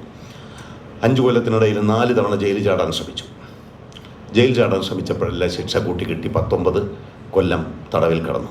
അവസാനം മോചിപ്പിച്ചപ്പോൾ മോചിപ്പിക്കുന്ന തടവുകാർക്ക് ഒരു ഇത് കൊടുക്കും, ഒരു മഞ്ഞ കാർഡ് കൊടുക്കും. എവിടെ ചെന്നാലും ഈ മഞ്ഞ കാർഡ് കൊടുത്തിട്ട് പറയണം എൻ്റെ പേരിന്നതാണ്, ഞാൻ ഇന്ന ജയിലിൽ കിടക്കുകയായിരുന്നു, ഞാനൊരു കുറ്റവാളിയാണ് എന്ന് പറഞ്ഞ് മാത്രമേ ചെല്ലുക. അത് ചെയ്തില്ലെങ്കിൽ വീണ്ടും അറസ്റ്റ് ചെയ്യപ്പെടും. അങ്ങനെ അയാൾ പോകുന്നു. ഈ മഞ്ഞ ടിക്കറ്റ് കൊണ്ട് ഏതെങ്കിലും ഒരു സത്രത്തിൽ പോയാൽ ആരെങ്കിലും കയറ്റുമോ?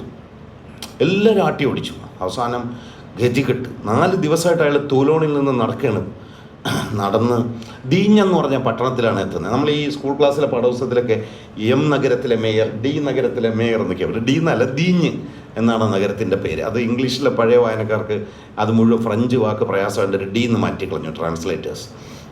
ഈ ട്രാൻസ്ലേറ്റർമാർ ഒരുപാട് അക്രമം പ്രവർത്തിച്ചിട്ടുണ്ട്. ഈ അക്രമം ചില ക്രിമിനൽ കുറ്റങ്ങൾ ചെയ്തിട്ടുണ്ട്. അങ്ങനെ ഒരു സ്ത്രീ പറഞ്ഞു, ഇത് ഒരിടവും അയാൾക്ക് ഭക്ഷണം കിട്ടുന്നില്ല, ആരും അകത്തോട്ട് കയറ്റുന്നില്ല. അപ്പോൾ ഒരു വഴിയെ പോയൊരു സ്ത്രീ പറഞ്ഞു, ഈ വാതിൽ തട്ടി എവിടെ കയറ്റുമെന്ന് പറഞ്ഞു. അവിടെ അവിടുത്തെ ബിഷപ്പാണ്, ദീഞ്ഞിലെ ബിഷപ്പ് താമസിക്കുന്നത്. ഈ ബിഷപ്പും തൻ്റെ 75 വയസ്സുണ്ട് ബിഷപ്പിന്. ഒരു അവിവാഹിതയായ അനിയത്തിയുണ്ട്. അനിയത്തിക്ക് 65 വയസ്സ്. ഒരു വൃത്തിയുണ്ട്, അവർക്കും 65 വയസ്സ്. ഈ 3 വൃദ്ധരാണ് ഇവിടെ താമസിക്കുന്നത്. അദ്ദേഹം അവിടെ താമസിക്കാൻ വന്ന് ചാർജ് എടുത്തപ്പോൾ ഇതിൻ്റെ തൊട്ട് ചേർന്ന മതിലൊരു ആശുപത്രിയാണ്. അദ്ദേഹം അന്ന് തന്നെ ആശുപത്രി കാണാൻ പോയി. ആശുപത്രി കാണാൻ പോയപ്പോൾ ആശുപത്രിയിലെ ഡയറക്ടറെ വിളിച്ചു, വരൂ എൻ്റെ കൂടെ വരൂ എന്ന് തിരിച്ച് ബിഷപ്പിൻ്റെ കൊട്ടാരത്തിൽ കൊണ്ടുപോയി. ബിഷപ്പ് ഒരു കൊട്ടാരത്തിലാണ് താമസിക്കുന്നത്. എന്നിട്ട് പറഞ്ഞതേ, നിങ്ങൾ 24 പേരെ ഒരു 6 മുറിയിലാണ് അടച്ചിരിക്കുന്നത്. ഇവിടെ 3 പേര് എത്രയോ മുറിയിലായിട്ട് കഴിയുന്നു. എനിക്കിതിൻ്റെ ആവശ്യമില്ല, നമുക്കിത് വന്ന് വച്ചു മാറിയാലോ എന്ന് ചോദിച്ചു. ബിഷപ്പ് ഉത്തരവിട്ടു. ബിഷപ്പ് ആ ചെറിയ ആശുപത്രി കെട്ടിടത്തിലേക്ക് തൻ്റെ താമസം മാറ്റി ബിഷപ്സ് ഹൗസാക്കി. ആ പഴയ വലിയ കൊട്ടാരം ആശുപത്രിയുമായി മാറി. അങ്ങനെ കൊച്ചു കൊടുസ് വീട്ടിൽ താമസിക്കുമ്പോഴാണ് ഈ മനുഷ്യൻ വാതിൽ മുട്ടി അകത്ത് വരുന്നു. പിന്നെ നിങ്ങൾക്കറിയാം, അവസാനം കാൻഡിൽ സ്റ്റിക്കുകളും മോഷ്ടിച്ചുകൊണ്ട് അയാൾ സ്ഥലം വിടുന്നു. പോലീസ് പിടിക്കുന്നു, തിരിച്ചു കൊണ്ടുവരുന്നു. തിരിച്ചു കൊണ്ടുവന്നു പറഞ്ഞാൽ, അയ്യോ മറ്റേതും തന്നിരുന്നല്ലോ, ഞാൻ വെള്ളിക്കരണ്ടി ഫോർക്ക് മാത്രമല്ല ഞാൻ തന്നത്, ആ കാൻഡിൽ സ്റ്റിക്ക് തന്നില്ലേ, അത് എടുത്തില്ലേ, അത് ഒരു കാൻഡിൽ സ്റ്റിക്കാണ് ശരിക്കും കൊടുത്തത്. അപ്പോൾ നമ്മൾ 2 എണ്ണമാണ് വിചാരിക്കുന്നത്, അങ്ങനെയല്ല. 1 അയാൾക്ക് കൊടുത്തു, 1 ബിഷപ്പ് കൊണ്ടുപോയി എന്നാണ്. അപ്പോൾ ആ വീട്ടിൽ ബിഷപ്പ് മോഷ്ടിക്കുന്നത് കണ്ടു. കാരണം ആ ഏത് മുറിയും ബിഷപ്പിൻ്റെ മുറിക്കകത്ത് ബെഡ്റൂമിൽ കൂടെ ഇറങ്ങി വരാൻ പറ്റും, അങ്ങനെ അതിൻ്റെ സ്ട്രക്ചർ. അങ്ങനെ അവസാനം പോലീസുകാരൊക്കെ പോയി കഴിഞ്ഞപ്പോൾ ഇയാൾ പറഞ്ഞു, ഴാങ്വാൽ ഴാങ്, ഞാൻ നിന്നിൽ നിന്ന് എല്ലാ പാപങ്ങളെയും വിലയ്ക്ക് വാങ്ങുകയാണ്. ഇനിമേൽ നീ ഒരു പുതിയ മനുഷ്യൻ ആയിരിക്കണം, നീ പാപങ്ങൾക്ക് വേണ്ടിയാണ് ജീവിക്കേണ്ടത് എന്ന് പറഞ്ഞു. ആ ബിഷപ്പിൻ്റെ ആ വാക്യം തൻ്റെ ജീവിതത്തിൽ മരണം വരെയും ഴാങ്വാൽ ഴാങ് പിന്തുടർന്നു. ഴാങ്വാൽ ഴാങ് അവിടുന്ന് പോകുന്നു. ആ കാൻഡിൽ സ്റ്റിക്സും എല്ലാം വിറ്റ് കിട്ടിയ പൈസ കൊണ്ട് പോകുന്ന വഴിക്ക് പെത്തി ഗർവാസീസ് എന്ന് പറഞ്ഞ ഒരു അലഞ്ഞു തിരിഞ്ഞ് നടക്കുന്ന ഒരു ചെറുക്കനെ കണ്ടു. അവനെ ഒന്ന് വിരട്ടി, അവൻ്റെ കയ്യിൽ നിന്നൊരു നാണയത്തൊട്ട് വീണു. ആ നാണയത്തൊട്ടിൽ വീണ്ടും ആ ഉള്ളിലെ കിടക്കുന്ന കള്ളൻ ഇങ്ങനെ പുറത്ത് വരിക. അതിൻ്റെ പുറത്ത് കാല് വെച്ചിട്ട് അവൻ നിലവിളിച്ചുകൊണ്ട് ഓടി. അവസാനം ഇയാൾ പേടിപ്പിച്ചു. ആ നാണയത്തൊട്ടെടുത്ത് പോക്കറ്റിട്ടുകൊണ്ട് പോയി. പിന്നെ ആ നാണയത്തൊട്ട് അയാളെ പീഡിപ്പിക്കാൻ തുടങ്ങി. ഞാൻ മോഷണം ചെയ്തു, ബിഷപ്പിനോട് അതല്ലല്ലോ പറഞ്ഞത്. പക്ഷേ അയാൾ അവിടുന്ന് യാത്ര ചെയ്ത് ഒരു ചെറിയ മോൺഫർമി എന്ന് പറഞ്ഞൊരു ചെറിയ പട്ടണത്തിലെത്തി. ആ പട്ടണത്തിൽ പണ്ട് അരക്ക് കൊണ്ടുള്ള റസീൻ കൊണ്ടുള്ള ഒരു കരകൗശല വ്യവസായം ഉണ്ട്. അത് തകർന്ന് തരിപ്പണമായി നശിച്ച ഒരു പട്ടണം. അയാൾ അവിടെ ചെന്നിട്ട് ഈ അരക്ക് കൊണ്ടുള്ള വ്യവസായം പുനരുദ്ധരിക്കുകയും ഈ പട്ടണത്തിൽ പുരോഗതി ഉണ്ടാവുകയും ഈ പട്ടണം വളർന്ന് വലുതാക്കാൻ തുടങ്ങുകയും ചെയ്തു. അപ്പോൾ നാട്ടുകാരെല്ലാവരും കൂടി സർക്കാർ തീരുമാനിച്ചു ഇദ്ദേഹത്തിന് ലീജിയൻ ഓഫ് ഓണർ എന്ന് പറഞ്ഞ ഫ്രാൻസിൻ്റെ ഏറ്റവും വലിയ ബഹുമതി ഇന്ത്യയിലൊക്കെ ആളുകൾക്ക് കിട്ടിയിട്ട് സത്യജിത് റായിക്കൊക്കെ ലീജിയൻ ഓഫ് ഓണർ ബഹുമതി ഫ്രാൻസ് കൊടുത്തിട്ടുണ്ട്. ആ ബഹുമതി ഭാരതരത്നം തരാമെന്ന് പറഞ്ഞു. അപ്പോൾ ജോങ് വാൽജാങ് പറഞ്ഞു എനിക്കത് ആവശ്യമില്ല. കാരണം ജോങ് വാൽജാങ് എന്ന പേരിലല്ല അയാളുടെ കഴിയുന്നത്. എം മദലിയൻ, മൊസ്യു മദലിയൻ എന്നാണ് പേര്. അയാൾ പേര് മാറിയിരിക്കുകയാണ്. അപ്പോൾ അതും ത്യജിച്ച ത്യാഗിയായിട്ട് അയാളെ കണ്ടുള്ളൂ. അയാളെ നഗരത്തിൻ്റെ മേയറായി തിരഞ്ഞെടുത്തു. ആ സമയത്ത് വർഷങ്ങൾക്ക് മുമ്പ് താൻ ചങ്ങലക്കിട്ട് തടവുകാരനായി കിടന്നപ്പോൾ ഒരു ഗാർഡായി മാറിയിരുന്ന ജാവേർ എന്ന് പറയുന്നത്, പഴയ പുസ്തകം വായിച്ചവർക്ക് ജാവേർ എന്നാണ് പറയുക. അതിനകത്ത് ജാവേർന്ന് JAVERT, ജാവർട്ട് എന്ന് എഴുതിയിട്ട് ഫ്രഞ്ചുകാരൻ ജാവേർ എന്ന് മാത്രമേ വായിക്കുകയുള്ളൂ. ജാവേർ ഒരു ഇൻസ്പെക്ടറായി കഴിഞ്ഞു. ഈ പട്ടണത്തിൽ ജാവേർ ചാർജ് എടുക്കാൻ വന്നു. ഒരു ദിവസം മേയർ ഇങ്ങനെ വഴിയിൽ നിൽക്കുമ്പോൾ ഫുഷൽവാങ് എന്ന പേരുള്ള ഒരു മനുഷ്യൻ ഒരു കുതിര വണ്ടിയിൽ കുറേ വിറക് കൊണ്ടുവന്നു. കുതിര മറിഞ്ഞു വീണ എൻ്റെ 2 കാലുപടി ഇങ്ങനെ കിടക്കുകയാണ്. ഒരു മനുഷ്യനും പറ്റുന്നില്ല ഇതൊന്ന് പിടിച്ചു പൊക്കി കുതിരയെ മോചിപ്പിക്കാനും. ഫുഷൽവാങ് അതിൻ്റെ അടിയിൽപ്പെട്ടുപോയി. എല്ലാവരും ഇങ്ങനെ പേടിച്ചറിഞ്ഞ് നിന്നപ്പോൾ മേയർ മദലിയൻ മുന്നോട്ട് ചെല്ലുകയും തൻ്റെ തോൾ കൊടുത്ത് ഈ വണ്ടി ഉയർത്തിയെടുക്കുകയും ചെയ്തു. ഈ തണ്ടുവലി സ്ഥലത്ത് കഴിഞ്ഞുകൂടുന്ന കാലത്ത് 4 പേരുടെ പണി ഒറ്റയ്ക്ക് ചെയ്തിരുന്ന അതിശക്തനായ ഒരാളായിരുന്നു ജോങ് വാൽജാങ്. ഇത് കണ്ടുകൊണ്ടിരുന്നപ്പോൾ ആളുകളെല്ലാം മേയറെ പ്രശംസിച്ചു. ആ കുതിരയെ വിലയ്ക്ക് വാങ്ങിച്ചു. കാലൊടിഞ്ഞ കുതിര, ഇതെൻ്റെ ഓഫീസിലേക്ക് ആവശ്യമുണ്ടെന്ന് പറഞ്ഞ് അയാളെ സഹായിക്കാൻ വേണ്ടി പണം കൊടുക്കാനാണ് ഇതെല്ലാം ചെയ്ത്. പക്ഷേ ജാവേർ എന്ന് പറഞ്ഞ ഇൻസ്പെക്ടർക്ക് മനസ്സിലായി ഇയാളെ ഞാൻ എവിടെയോ കണ്ടിട്ടുണ്ട്. ഈ മനുഷ്യൻ ഇങ്ങനെ ജോലി ചെയ്യും, ഇതേ രൂപത്തിൽ സാധനം വലിച്ചു പൊക്കുന്ന ഒരാളെ ഞാൻ കണ്ടിട്ടുണ്ട്. അത് ജോങ് വാൽജാങ് എന്ന് പറഞ്ഞ കുറ്റവാളിയാണ്. അതോടുകൂടി ജാവേർ എന്ന് പറഞ്ഞ ഇൻസ്പെക്ടർ ജോങ് വാൽജാങ്ങിൻ്റെ പിന്നാലെ പോകുന്നു. ആ സമയത്ത് ഈ പുസ്തകത്തിന് 5 ഭാഗമുള്ള 1ാമത്തെ ഭാഗത്തിനൊരു ഫന്തീൻ എന്നാണ്. ഫന്തീൻ എന്ന് പറഞ്ഞ ഭാഗത്ത് ഫന്തീൻ സ്ത്രീയുടെ കഥയാണ്. ജോങ് വാൽജാങ്ങിൻ്റെ നമ്മൾ ഈ വിശദമായി പറഞ്ഞ കഥ ഒരു ചെറിയ 2 അധ്യായത്തിൽ മാത്രം ഒതുങ്ങുന്ന കഥയാണ്. ഫന്തീൻ എന്ന് പറഞ്ഞൊരു പെൺകുട്ടി ചെറുപ്പത്തിൻ്റെ ആവേശത്തിൽ തൻ്റെ ദാരിദ്ര്യം പിടിച്ച നഗരത്തിൽ നിന്ന് പാരീസിൽ നല്ല ജോലി കിട്ടും എന്ന് കരുതി പാരീസിലേക്ക് ജോലി അന്വേഷിച്ചു പോയി. അവിടെ ചെന്ന് അന്ന് അവിടെ കോളേജിൽ പഠിക്കുന്ന ചെറുപ്പക്കാരായ വിദ്യാർത്ഥികളുടെ ഇതിലൂടെ കണ്ണും കാലുമൊക്കെ കാണിച്ച് ഇവളെ മയക്കി. അതിലൊരു വിദ്യാർത്ഥി അവളെ ഗർഭിണിയാക്കിയിട്ട് അവളെ നിർദ്ദയം ഉപേക്ഷിച്ചു. അവൻ സ്ഥലം വിടുകയും ചെയ്തു. ഈ പെൺകുട്ടി ഗതികെട്ട് ഒരു കുഞ്ഞുണ്ടായി, ഒരു കൊച്ചു പെൺകുട്ടി ഉണ്ടായി. അവളെ വളർത്താൻ നിവൃത്തിയില്ലാതെ സ്വന്തം ജന്മദേശത്തേക്ക് വന്ന മോൺഫെർമിയെ. അവിടെയാണ് മദലിയൻ്റെ ഫാക്ടറി. മദലിയൻ്റെ ഫാക്ടറിയിൽ ഇവളൊരു ജോലിക്കാരിയായി ജോലി ചെയ്യുകയാണ്. അവൾക്കൊരു ഇല്ലെജിറ്റിമേറ്റായ കുട്ടിയുണ്ട്, നിയമാനുസൃതമല്ലാത്ത കുഞ്ഞുണ്ടെന്നുള്ളത് അവരാരോടും പറഞ്ഞിട്ടില്ല. പകരം പാരീസിൻ്റെ അടുത്ത് തെനാർദിയർ എന്ന് പറഞ്ഞൊരു മനുഷ്യൻ നടത്തുന്ന ഒരു സത്രത്തിൽ ഏൽപ്പിച്ചിരിക്കുകയാണ്. തെനാർദിയർക്ക് 2 പെൺമക്കളും ഒരു മോനുമുണ്ട്. അതിൻ്റെ കൂട്ടത്തിൽ ഇവളെ കൂടെ നോക്കണം, മാസം കുട്ടിയെ വളർത്താനുള്ള പൈസ ഞാൻ അയച്ചു തരാമെന്ന് പറഞ്ഞു. ഈ തെനാർദിയറെ നിങ്ങൾ അറിയും. ഞാൻ ആദ്യം പറഞ്ഞു തുടങ്ങിയപ്പോൾ വാട്ടർലൂ യുദ്ധഭൂമിയിൽ മോഷണം നടത്തിക്കൊണ്ട് നടക്കുന്ന ഒരു പെരുങ്കള്ളനെ ഞാൻ പറഞ്ഞില്ലേ, ആ തെനാർദിയർ ഇപ്പോൾ ഒരു സത്രം നടത്തുകയാണ്.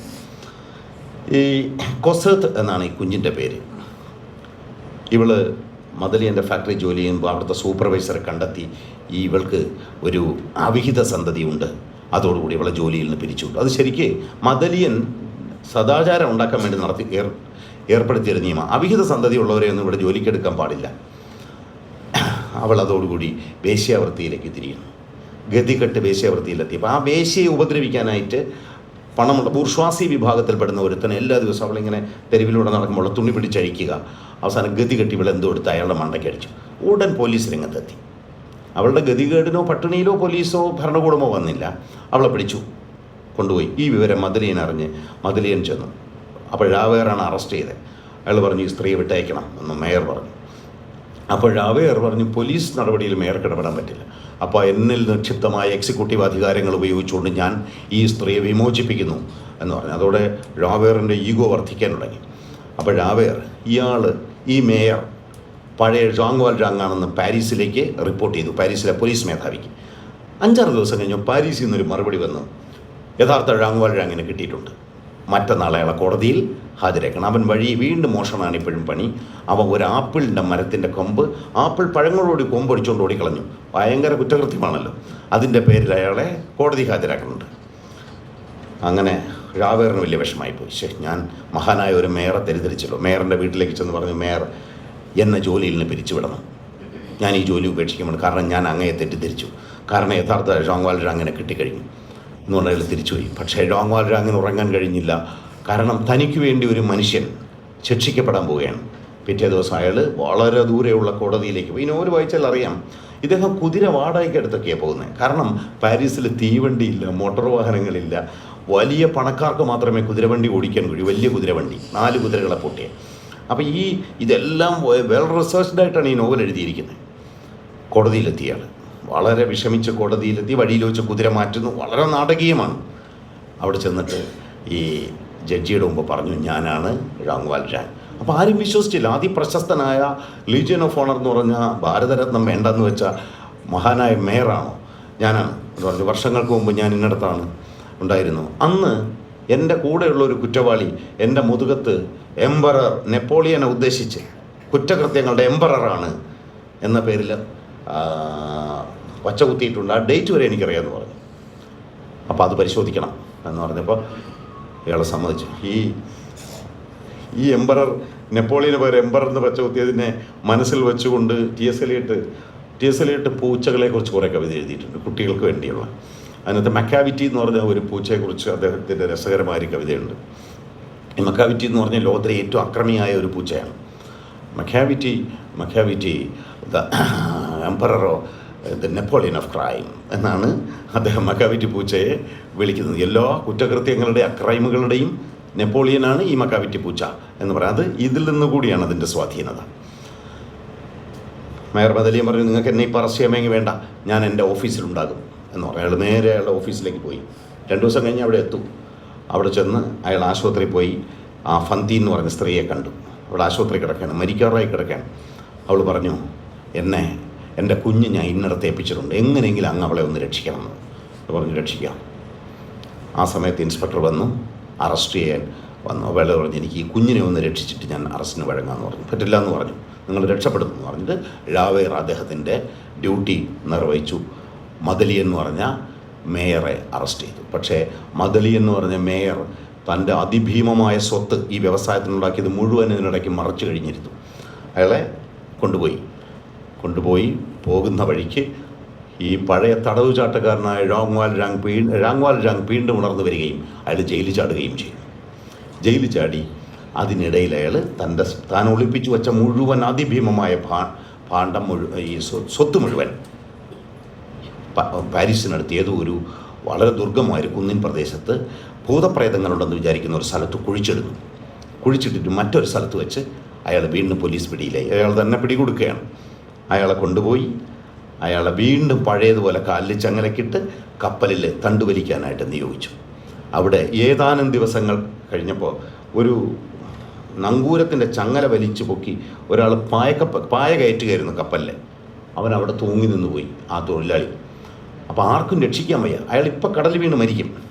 ആ സമയത്ത് ജോങ് വാൽജാങ്, ഇയാൾക്ക് വലിയ പരിചയമുണ്ട് ഇത്തരം കാര്യങ്ങൾ, നേരെ കയറി ആ തൊഴിലാളിയുടെ ജീവൻ രക്ഷിച്ച് താഴെ ഇറക്കി. ആ നിമിഷത്തിൽ ജോങ് വാൽജാങ്, നിർഭാഗ്യവാനായ ജോങ് വാൽജാങ് അലറുന്ന മഹാസമുദ്രത്തിലേക്ക് വീണ് മരിച്ചു.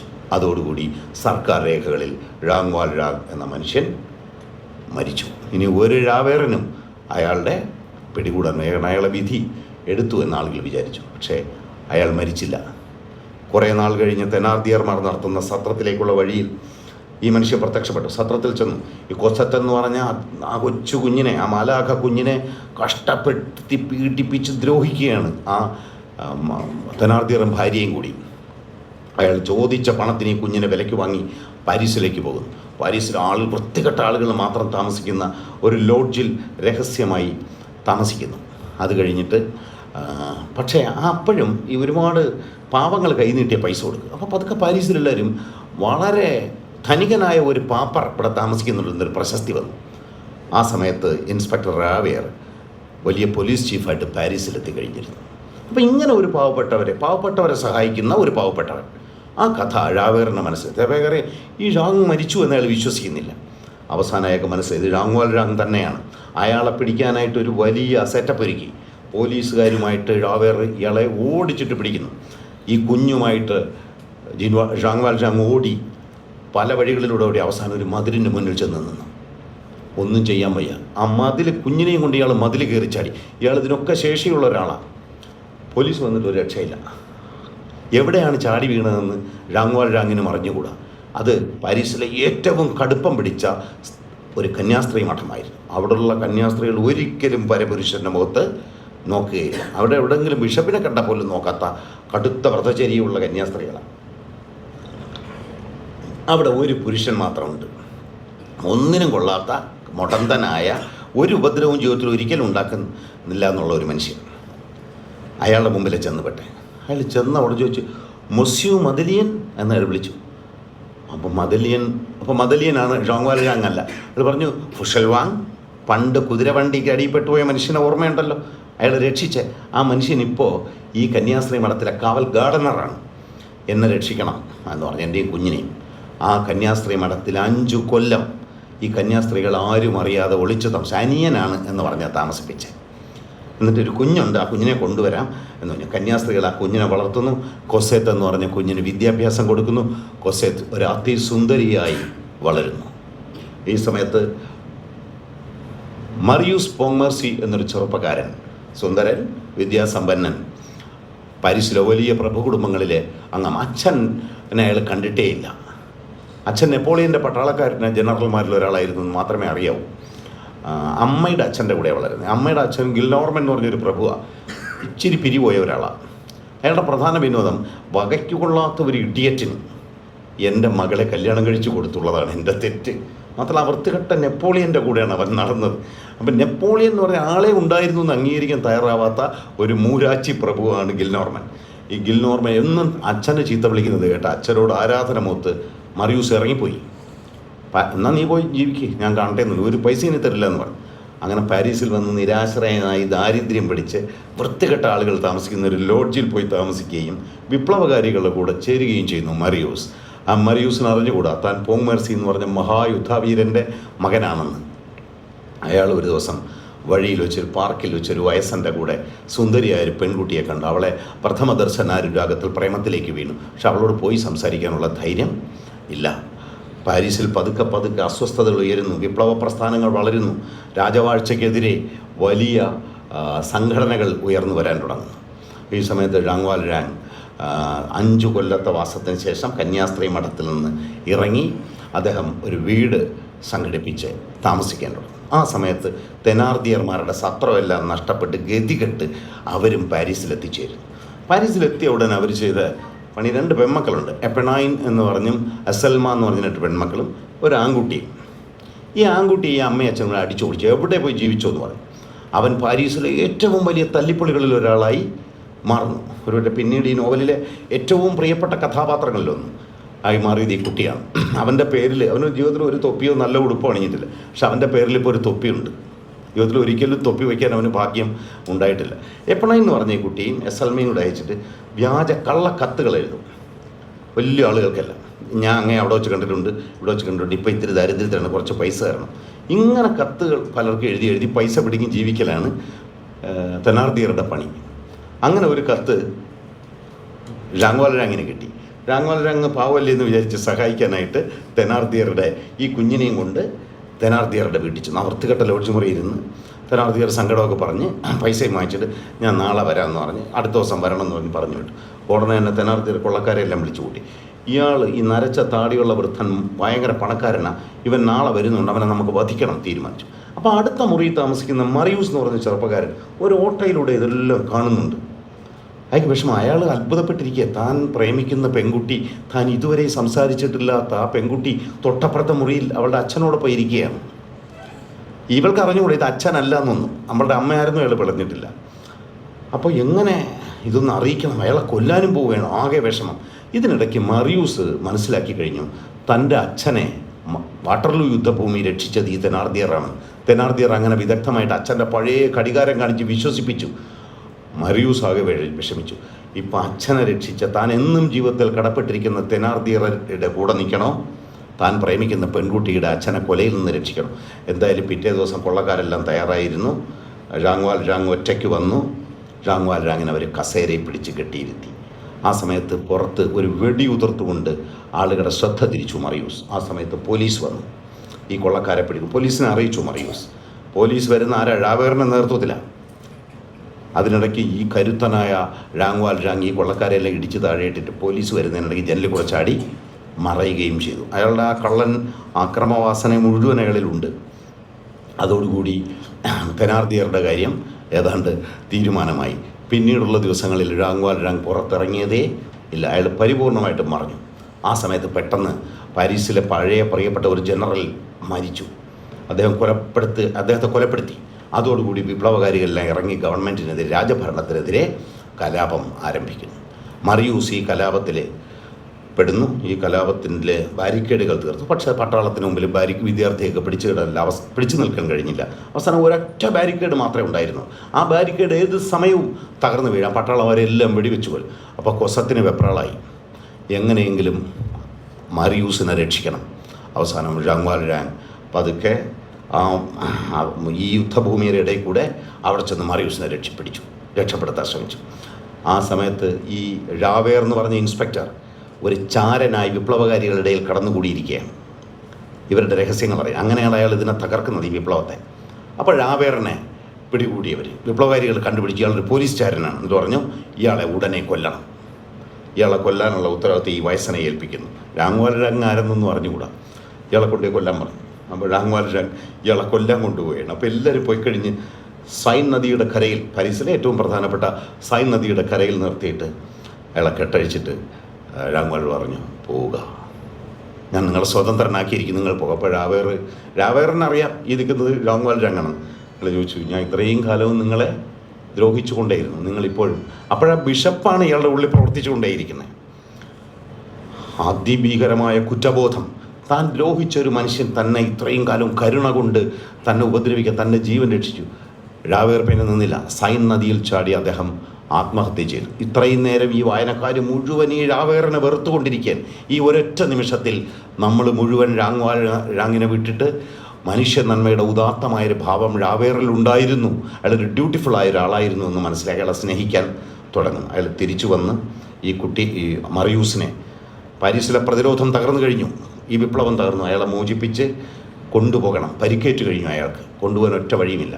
പാരീസിലെ സീവേജ് ലൈനുകൾ, അതായത് നഗരത്തിൻ്റെ അകത്തുള്ള മാലിന്യം പോകുന്ന വലിയ, നമ്മുടെ തിരുവനന്തപുരമാണ് കേരളത്തിലാകെ സീവേജ് ലൈനുള്ള ഏക പട്ടണം.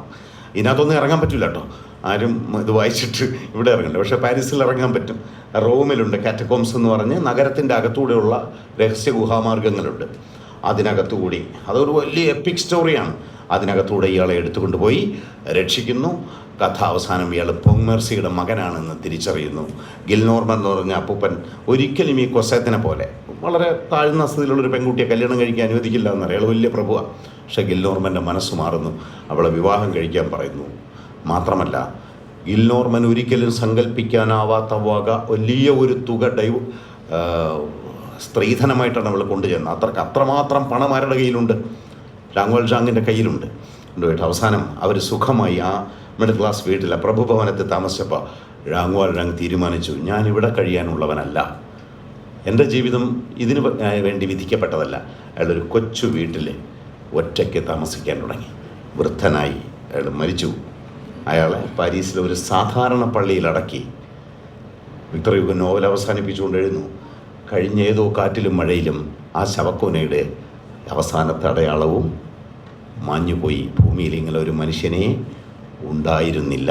സാധാരണ ആളുകൾ നായകനെ വളർത്തി വലിയ സംഭവത്തിലാക്കും. അവസാനം ഇയാൾ ആരുമേ ആയിരുന്നില്ല എന്ന് പറഞ്ഞ് അവസാനിപ്പിക്കുന്ന ഒരസാധാരണ നോവലാണ് ഞാൻ ഈ പറഞ്ഞത്. ഈ ബൃഹത് കഥയുടെ ഒരു ചെറിയ അംശം മാത്രമാണ്. ഇത് ഇംഗ്ലീഷ് ട്രാൻസ്ലേഷനിൽ തന്നെ 2200 പേജുണ്ട്. മലയാള വിവർത്തനത്തിലുമുണ്ട് 2500 പേജ്.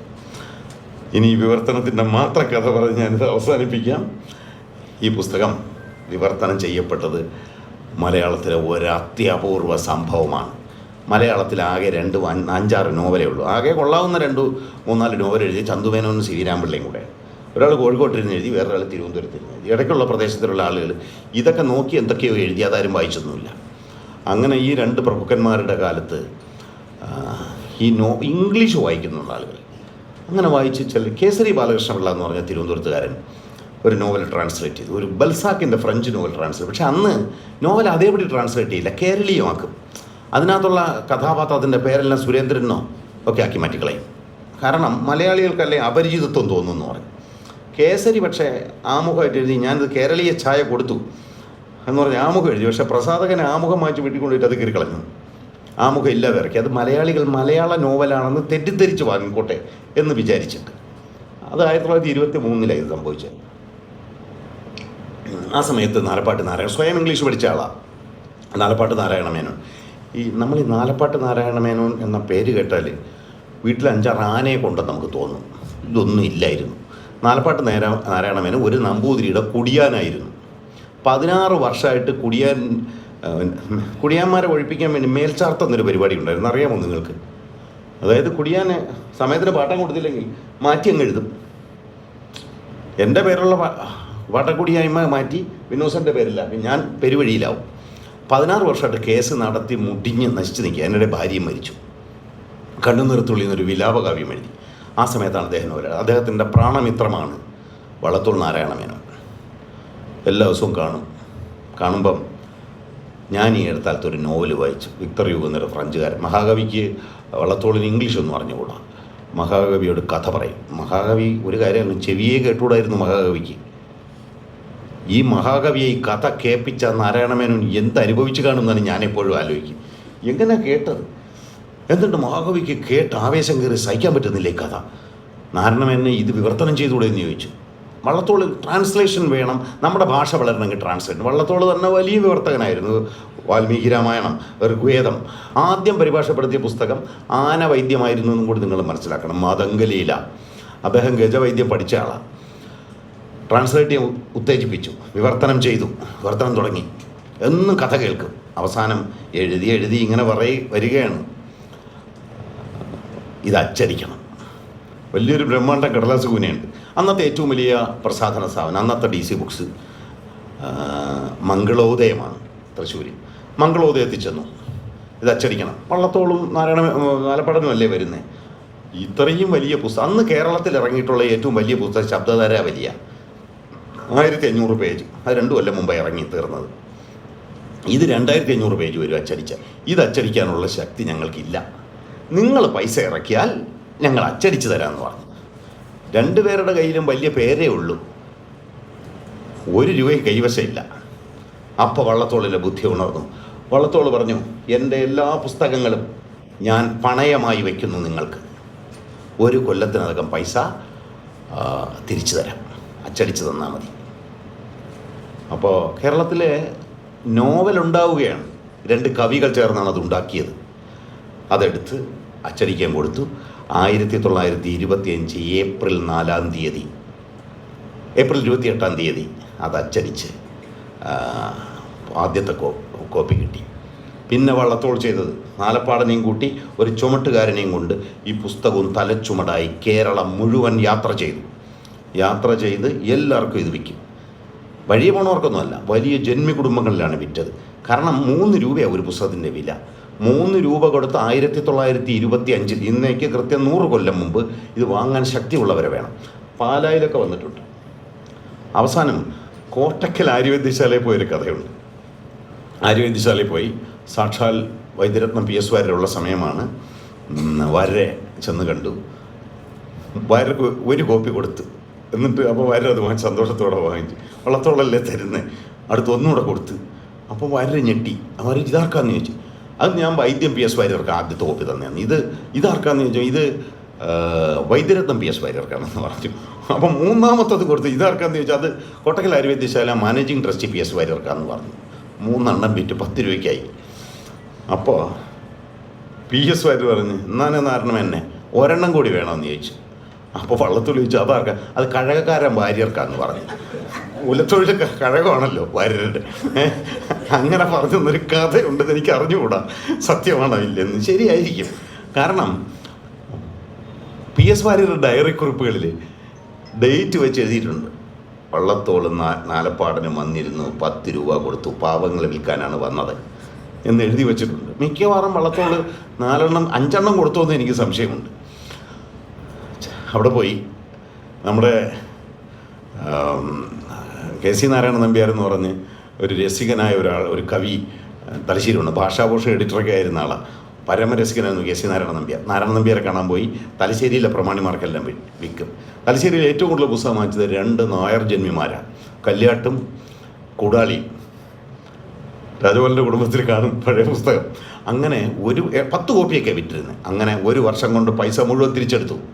വള്ളത്തോളിൻ്റെ ആ മാർക്കറ്റിംഗ് വൈദഗ്ധ്യമാണ്. വള്ളത്തോൾ കൊണ്ട് നടന്ന് പുസ്തകം വിറ്റ ആൾ. അത് കഴിഞ്ഞ് കൊണ്ട് നടന്ന് പുസ്തകം വിറ്റ ആൾ ആരാണെന്ന് നിങ്ങൾക്കറിയാമല്ലോ, വൈക്കം മുഹമ്മദ് ബഷീർ.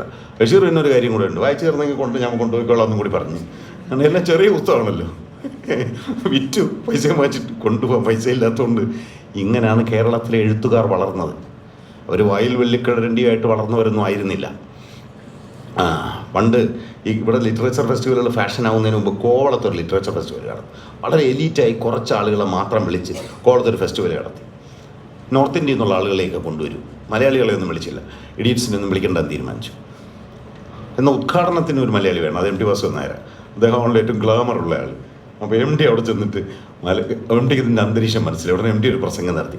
കേരളത്തിലെ എഴുത്തുകാർ പുസ്തകം തലച്ചുമടായിക്കൊണ്ട് നടന്ന് വിറ്റ ദരിദ്രന്മാരായിരുന്നു, അവരിതുപോലെ പരിഷ്കൃത സദസ്സുകളിലൊന്നും ഇരുന്നിട്ടേ ഇല്ല എന്ന് പറഞ്ഞൊരു വലിയ പ്രസംഗം നടത്തി. അപ്പോൾ സംഘടകർക്കെല്ലാം മനസ്സിലായി MT എന്താ ഉദ്ദേശിക്കുന്നതെന്ന്. ഇത് വിറ്റ് പൈസ കൊടുത്തിട്ട് 1927 രണ്ടാമത്തെ വോള്ളി അച്ചടിക്കുന്നു. 28 മൂന്നാമത്തെ വോള്ളി അച്ചടിക്കുന്നതോടെ പാവങ്ങൾ 2508 പേജുള്ള പാവങ്ങൾ പൂർത്തിയാകും. 1928 ഈ പുസ്തകം പൂർത്തിയാകുമ്പോഴേക്കും 100 കണക്കിന് ആളുകൾ അത് വായിച്ചു കഴിഞ്ഞിരുന്നു. അങ്ങനെ പോകുന്ന വഴിക്കാണ് EMS നമ്പൂതിരിപ്പാട് എന്ന് പറഞ്ഞ ചെറുപ്പക്കാരനായ യുവ കോൺഗ്രസ് പ്രവർത്തകനെ കാണുന്നു. നാലപ്പാട് അപ്പോഴേ 3 രൂപയ്ക്ക് പുസ്തകം അടിച്ച് EMSൻ്റെ തലയിൽ കയറ്റുന്നു. എനിക്ക് തീരെ ഇഷ്ടപ്പെട്ടില്ല എന്ന് EMS പിൽക്കാലത്ത് അതിനെക്കുറിച്ച് എഴുതിയിട്ടുമുണ്ട്. പക്ഷെ അത് വായിച്ച് ഞാൻ മാറിപ്പോയി എന്നും പറഞ്ഞിട്ടുണ്ട്. അത് കഴിഞ്ഞ് 1928 ഈ പുസ്തകം പൂർത്തിയായി. അപ്പോഴേക്കും കേരളത്തിലെ പുതിയ തലമുറയിൽപ്പെട്ട എഴുത്തുകാർ, എഴുതാനിരിക്കുന്നവർ ഇത് വായിച്ച് ഇങ്ങനെയും അതുവരെ തെണ്ടിയും വേശ്യയും കൊള്ളക്കാരനും ഒന്നും കഥാപാത്രമായിട്ടില്ലല്ലോ. ഇന്ദുലേഖയും അനന്തപത്മനാഭനും അടിയൻ ലച്ചിപ്പോയും ഒക്കെ അല്ലേ ഉള്ളൂ നോവലിൽ. ഇത് സാധാരണക്കാരൻ കഥാപാത്രമാണ്. ആ സമയത്ത് കരുവാറ്റ സ്കൂളിൽ പഠിക്കുന്ന ശിവശങ്കരപിള്ള എന്നൊരു പയ്യനൊരു കഥയും എഴുതി, സാധുക്കൾ. ആദ്യത്തെ കഥയാണ്. പിന്നീട് തകഴി ശിവശങ്കരപിള്ള എന്ന പേരിൽ അറിയപ്പെട്ടു. ആദ്യത്തെ കഥയുടെ പേര് കണ്ടല്ലോ, സാധുക്കൾ എന്ന് പറഞ്ഞാൽ എന്താ? പാവങ്ങൾ. അങ്ങനെ ആദ്യ കഥ എഴുതും. അങ്ങനെ കേശവദേവ് പറഞ്ഞു, ഈ ദുർഗന്ധമലീമസമായ സ്ഥലങ്ങളിൽ നിന്ന് വിക്ടർ ഹ്യൂഗോ കഥാപാത്രങ്ങളെ ഇങ്ങനെ ആകാശത്തേക്ക് ഉയർത്തിയെടുക്കുന്ന കാഴ്ച എന്നെ വിസ്മയിപ്പിച്ചു. എഴുത്തുകാർ മുഴുവൻ അന്നത്തെ, പിന്നീട് വലിയ പ്രമാണിമാരെ എല്ലാ എഴുത്തുകാരും വന്ന് ചെറുപ്പക്കാരാണ്. ഉറൂബൊക്കെ പറഞ്ഞു, ആ പുസ്തകം വായിച്ചിട്ട് എനിക്ക് ഉറങ്ങാൻ കഴിഞ്ഞില്ല. അപ്പോഴാണ് കുട്ടീഷന്മാരാർ പറഞ്ഞത്, രാമായണം പോലെ വിളക്ക് വെച്ച് വായിക്കേണ്ട പുസ്തകമാണ്. ഞാൻ അങ്ങനെയാണത് വായിച്ചുകൊണ്ടേ ഇരിക്കുന്നത്. ഇങ്ങനെ ഈ പുസ്തകം ലോകത്ത് മുഴുവൻ മലയാളത്തിൻ്റെ ഒരു വലിയ പരിവർത്തനം, മാരാരുടെ ഭാഷയിൽ പറഞ്ഞാൽ ഒരു വലിയ വിക്ഷോഭവും ഒരു മഹനീയ പരിവർത്തനവും ഉണ്ടാക്കിയ പുസ്തകം എന്ന് പറഞ്ഞു. മുണ്ടശ്ശേരി മാസ്റ്റർ പറഞ്ഞു, കഴിഞ്ഞ പുരുഷാന്തരത്തിലെ പുതിയ സാഹിത്യത്തിൻ്റെ അന്തരീക്ഷം മുഴുവൻ ഉണ്ടാക്കിയത് ഇതാണ്. യഥാർത്ഥത്തിൽ മലയാളത്തിലെ പുതിയ നോവലിസ്റ്റുകൾ, അതായത് സാമാന്യ ജനങ്ങളുടെ ജീവിതം ചിത്രീകരിക്കുന്ന, സ്വാതന്ത്ര്യ സമരം, കമ്മ്യൂണിസം, വിപ്ലവം, ഇതൊക്കെ ചിത്രീകരിക്കുന്ന റിയലിസ്റ്റ് സാഹിത്യം, തകഴി, കേശവദേവ്, ബഷീർ, പൊറ്റക്കാട് തുടങ്ങിയ വലിയ എഴുത്തുകാർ മുഴുവൻ പുറത്തു വന്നത് നാലപ്പാട്ട് നാരായണ മേനോൻ്റെ പാവങ്ങൾ പരിഭാഷയിലൂടെയാണ്. ആ പരിഭാഷയുടെ ഇമ്പാക്റ്റ് അതാണ് നമ്മൾ വായിച്ചോട്ടെ. നമ്മളിങ്ങനെ ബഷീറിൻ്റെ കള്ളന്മാരായ കഥാപാത്രങ്ങളെ വായിക്കുമ്പോൾ ഇത് മുഴുവൻ എവിടുന്നാണ് ഈ ധൈര്യം വന്നത്? അതാണ് ഈ പാവങ്ങൾ എന്ന് പറഞ്ഞ നോവലിൻ്റെ ഒരു വിവർത്തനത്തിന് 100ാം വർഷം നമ്മൾ ഈ വിദൂര നഗരത്തിലിരുന്ന്, പാരീസിൽ നിന്ന് എത്രയോ അകലെയാണ് നമ്മളിങ്ങനെ ഇവിടെ വന്നിരുന്നത്. കഴിഞ്ഞ ദിവസം ഒരാൾ എന്നോട് പറഞ്ഞു, ഞാൻ ഫ്രഞ്ച് അംബാസഡർ വരുന്നുണ്ട്, എനിക്ക് ഫ്രഞ്ച് അംബാസഡറെ കാണുമ്പം പാവങ്ങളെക്കുറിച്ച് കുറച്ച് പറയണം. എന്തൊക്കെ പറയണമെന്ന് ചോദിച്ചു. ഞാൻ പറഞ്ഞു, ഒന്നും പറയണം, നെഹ്റു ഇങ്ങനെ പറഞ്ഞിട്ടുണ്ട് എന്ന് മാത്രം ഒന്ന് പറഞ്ഞാൽ മതി. ഇനി അങ്ങനെ നെഹ്റുവിനെ അറിയായിരിക്കും എന്നൊക്കെ ഇയാൾ ചോദിക്കുന്നുണ്ട് എന്നോട്. അപ്പം നെഹ്റു അല്ലേ അറിയായിരിക്കും. അങ്ങനെ ഈ മാറ്റം ഇവിടെ മാത്രമല്ല, ഈ പുസ്തകം ഇറങ്ങിയതൊരു സംഭവമായിട്ടാണ്. ഇനി ഒരു കാര്യം കൂടി നിങ്ങൾ മനസ്സിലാക്കണം. ഞാൻ 5 മിനിറ്റ് കൂടി സമയമെടുത്തുകൊള്ളട്ടെ. 10 മിനിറ്റ് കൂടി എടുക്കല്ലേ. വിക്ടർ യൂഗോ ഈ കഥ എഴുതുമ്പോൾ വിക്ടർ യൂഗോയ്ക്ക് ഒരിടവും പോകാനില്ലായിരുന്നു. വിക്ടർ യൂഗോയ്ക്ക് സ്വന്തം രാജ്യത്തും ഭ്രഷ്ടനായിരുന്നു. അദ്ദേഹം സ്വന്തം രാജ്യത്തെ രാജഭരണത്തെ എതിർത്ത് രാജാവിനെ ചതിയെന്ന് വിളിച്ചു. അത് പാർലമെൻ്റ് അംഗം അദ്ദേഹം. അതോടെ രാജ്യഭ്രഷ്ടനായി. ഒരിടത്തും താമസിക്കാൻ പറ്റില്ല. ബ്രസൽസിൽ ചെന്നപ്പോൾ അവിടുന്ന് പുറത്തായി. അവിടുന്ന് അവസാനം ബ്രിട്ടീഷുകാരുടെ വക ഗേൺസി എന്ന് പറഞ്ഞ ദ്വീപിലാണ് അദ്ദേഹം താമസിക്കുന്നത്. ആ ദ്വീപിൽ താമസിച്ചുകൊണ്ടാണ് അദ്ദേഹം ഈ നോവൽ എഴുതിയത്. ഈ നോവൽ എഴുതി 10 കൊല്ലം കഴിഞ്ഞതിന് ശേഷമേ അദ്ദേഹത്തിന് ഫ്രാൻസിൽ കാലുകുത്താൻ കഴിഞ്ഞുള്ളൂ. അദ്ദേഹം ഇതൊക്കെ എഴുതിക്കൊണ്ടിരിക്കുമ്പോഴും ഫ്രാൻസിലെ ഏറ്റവും വലിയ ലിറ്റററി ഹീറോ ആയിരുന്നു അദ്ദേഹം. പക്ഷേ സ്വന്തം നാട്ടിൽ പോകാൻ പറ്റില്ല. ഈ പാവങ്ങൾ ലോകം മുഴുവൻ കീഴടക്കി 10 കൊല്ലം കഴിഞ്ഞ സ്വന്തം നാട്ടിൽ. പിന്നെ അധികാരം അദ്ദേഹം ജീവിച്ചുമില്ല. പാവങ്ങൾ ആ നിമിഷം മുതൽ ലോകത്തുള്ള എല്ലാ ഭാഷകളിലേക്കും അഡാപ്റ്റ് ചെയ്യാൻ തുടങ്ങി. ഒരു സാധാരണ പ്രസാധകനാണ് ഇതിൻ്റെ കോൺട്രാക്റ്റ് ഒപ്പുവെച്ചത്. ഇത് ലോകത്ത് ആദ്യത്തെ എംബാർഗോ ഉള്ള ബുക്ക് പ്രസിദ്ധീകരണമായിരുന്നു. സാധാരണ പുസ്തകം പ്രസിദ്ധീകരിക്കുന്നതിന് മുമ്പ് പത്രങ്ങൾക്ക് ഇതിൻ്റെ കോപ്പി അയച്ചു കൊടുക്കും. ചില ചാപ്റ്ററുകൾ മുൻകൂട്ടി പ്രസിദ്ധീകരിക്കും. പക്ഷേ പാവങ്ങൾക്കത് സംഭവിച്ചില്ല. കാരണം ഇതിൻ്റെ കോപ്പി പുറത്തു പോയാൽ വ്യാജൻ വരും, ഫേക്ക് എഡിഷൻസ് വരും എന്ന് പറഞ്ഞ് പുറത്തു വിട്ടില്ല. റോഡിൽ മുഴുവൻ, പാരീസിൽ മുഴുവൻ പരസ്യപ്പലകകൾ വെച്ചാണ് ഈ നോവൽ വരുന്നു എന്ന് പറഞ്ഞത് വിറ്റത്. ഈ നോവൽ ഇറങ്ങിയ ദിവസം തന്നെ യൂറോപ്പിലെ എല്ലാ നഗരങ്ങളിലും ഒരേ ദിവസമാണിത് ഫ്രഞ്ച് ഭാഷയെ പ്രസിദ്ധീകരിച്ചത്. അപ്പോൾ തന്നെ ട്രാൻസ്ലേഷൻ റൈറ്റ്സ് വിറ്റു. എന്നാൽ അമേരിക്കയിൽ അന്ന് കോപ്പിറൈറ്റ് നിയമം ബാധകമല്ലായിരുന്നു. അതായത് അമേരിക്കൻ പൗരരല്ലാത്ത ആർക്കും അമേരിക്കയിൽ കോപ്പിറൈറ്റ് ഇല്ല. അതുകൊണ്ട് ഈ നോവല് 1862 ഏപ്രിൽ 4 പ്രസിദ്ധീകരിക്കുന്നത്. ആദ്യത്തെ വോള്യം പ്രസിദ്ധീകരിക്കുന്നത്. അത് പ്രസിദ്ധീകരിച്ച അതേ ദിവസം അമേരിക്കയിൽ ഫ്രഞ്ചിൽ തന്നെ പാരീസിൽ ആദ്യത്തെ എഡിഷൻ 6000 കോപ്പി അടിച്ച്, അമേരിക്കയിൽ ഇത് 25000 കോപ്പി അടിച്ച്. ഒരു പൈസയും പബ്ലിഷർക്കും കൊടുത്തില്ല, വിക്ടർ യൂഗോയ്ക്കും കൊടുത്തില്ല. എന്നിട്ട് അമേരിക്കക്കാർ പടപെടാന്ന് ട്രാൻസ്ലേഷൻസ് നടത്തി ആ വർഷം തന്നെ. അതേസമയം ബ്രിട്ടനിൽ, ഇംഗ്ലണ്ടിൽ കോപ്പിറൈറ്റ് നിയമമുണ്ട്. ഇംഗ്ലണ്ടിലെ ഒരാൾ, ചാൾസ് വിൽബർ എന്ന് പറഞ്ഞ ഒരാൾ ഇത് ട്രാൻസ്ലേറ്റ് ചെയ്തു. അല്ല, ചാൾസ് വിൽബർ അല്ല, വേറൊരു മിലിറ്ററി ഹിസ്റ്റോറിയനാണ് അത് ട്രാൻസ്ലേറ്റ് ചെയ്തത്. അദ്ദേഹം ട്രാൻസ്ലേറ്റ് ചെയ്തപ്പോൾ അദ്ദേഹം പറഞ്ഞു, വാട്ടർലൂ യുദ്ധത്തെക്കുറിച്ച് ഇയാൾ എഴുതിയിരിക്കുന്നത് ശരിയല്ല. കാരണം വാട്ടർലൂ യുദ്ധം ജയിച്ചാരാ? ബ്രിട്ടീഷുകാരാ. അപ്പോൾ ഫ്രഞ്ചുകാരുടെ കാഴ്ചപ്പാടിൽ എഴുതിയത് ശരിയില്ല. അതുകൊണ്ട് അദ്ദേഹം മടിച്ചു നിന്നില്ല, മുഴുവൻ തിരുത്തി എഴുതി. വാട്ടർലൂവിൽ യഥാർത്ഥത്തിൽ എന്താണ് നടന്നതെന്ന് ബ്രിട്ടീഷ് കാഴ്ചപ്പാടിൽ മുഴുവൻ തിരുത്തി എഴുതി. വലിയ ചാൾസ് റാക്സാൾ എന്ന പേരുള്ള ഒരാളാണ് അദ്ദേഹം. അവസാനം ഈ പുസ്തകം പുറത്തിറങ്ങിയപ്പോഴും നാട്ടുകാർ ചീത്ത പറയാൻ തുടങ്ങി, ഇത് കൊലച്ചതിയായിപ്പോയി എന്ന് പറഞ്ഞു. പക്ഷേ പബ്ലിഷർക്ക് ഒരു അബദ്ധം പറ്റിപ്പോയി. ഇയാളുടെ ട്രാൻസ്ലേഷൻ്റെ പേരിലാണ് കോപ്പിറൈറ്റ് വാങ്ങിയിരുന്നത്. അതുകൊണ്ട് ബ്രിട്ടീഷുകാർക്ക് പുതിയ ഒരു ട്രാൻസ്ലേഷൻ പബ്ലിഷ് ചെയ്യാനേ കഴിഞ്ഞില്ല. 1925 മലയാളം ട്രാൻസ്ലേഷൻ വന്നു. നമ്മൾ അമേരിക്കൻ ട്രാൻസ്ലേഷൻ നോക്കിയാണ് ചെയ്തത്. 1958 ഇതിൻ്റെ കോപ്പിറൈറ്റ് കഴിഞ്ഞ് നോർമൻ ഡെന്നി എന്ന് പറഞ്ഞൊരു സാഹിബ് ഇത് ട്രാൻസ്ലേറ്റ് ചെയ്തപ്പോൾ മാത്രമേ ബ്രിട്ടീഷുകാർക്ക് വീണ്ടും ഒരു പാവങ്ങൾ ഇംഗ്ലീഷിൽ വായിക്കാൻ കഴിഞ്ഞു. പക്ഷേ അമേരിക്കൻ എഡിഷൻ അവിടെ അവൈലബിൾ ആയിരുന്നു. ഇത് റഷ്യയിലെ ട്രാൻസ്ലേഷൻ റൈറ്റ് ആ വർഷം തന്നെ വിറ്റു 1862. പക്ഷേ സാറിൻ്റെ സെൻസേഴ്സ് പരിശോധിച്ചിട്ട് പറഞ്ഞു, സാമ്രാജ്യത്തെ വിമർശിക്കുന്ന പുസ്തകം ഇവിടെ ഇറക്കണ്ടെന്ന് പറഞ്ഞു. പിന്നെ വർഷങ്ങൾ കഴിഞ്ഞ് മാത്രമേ അവിടെ പ്രസിദ്ധീകരിക്കാൻ കഴിഞ്ഞു. ഏറ്റവും വിചിത്രമായ കഥ ചൈനയിലേതാണ്. ചൈനയിൽ 1903 ഒരു ബുദ്ധ സന്യാസി ഇത് വിവർത്തനം ചെയ്യാൻ തുടങ്ങി. അങ്ങനെ ഇരുന്നപ്പോൾ 1-ാം ലോക യുദ്ധം വന്ന് ട്രാൻസ്ലേറ്റ് ചെയ്ത പേപ്പർ പബ്ലിഷിംഗ് സ്ഥാപനം കത്തിപ്പോയി. ബുദ്ധ സന്യാസി വിട്ടില്ല, വീണ്ടും ട്രാൻസ്ലേഷൻ ആരംഭിച്ചു. അങ്ങനെ കുറച്ച് കഴിഞ്ഞപ്പോൾ കന്യാസി മരിച്ചു, വേറെ 2 പേര് ചേർന്ന് ഏറ്റെടുത്തു. അപ്പോൾ മാവോയുടെ സാംസ്കാരിക വിപ്ലവം വന്നു. അപ്പോഴേ 2 ട്രാൻസ്ലേറ്റർമാരെ പിടിച്ച് ജയിലിട്ടു. അതോടെ ആ ട്രാൻസ്ലേഷൻ മുടങ്ങി. ഭാര്യയും ഭർത്താവും കൂടെ ആയിരുന്നു. കുറച്ച് കഴിഞ്ഞാൽ ഭാര്യ മരിച്ചുപോയി, ഭർത്താവ് മരിച്ചു, ഭാര്യ ട്രാൻസ്ലേഷൻ മുന്നോട്ട്. അങ്ങനെ 1995 മറ്റോ ആണ് ചൈനയിൽ ആ ട്രാൻസ്ലേഷൻ പുറത്തിറങ്ങിയത്. മലയാളി ഭാഗ്യവാനാണ്. നമ്മൾ 1925 തന്നെ ഈ പുസ്തകം വിവർത്തനം ചെയ്തു. അന്ന് തൊട്ട് ഇന്ന് വരെ ഈ പുസ്തകം എത്ര തവണ ഈ പാവങ്ങളുടെ കഥ സിനിമയായി, നാടകമായി, ചിത്രകഥയായി എന്ന് ആർക്കും അറിഞ്ഞു.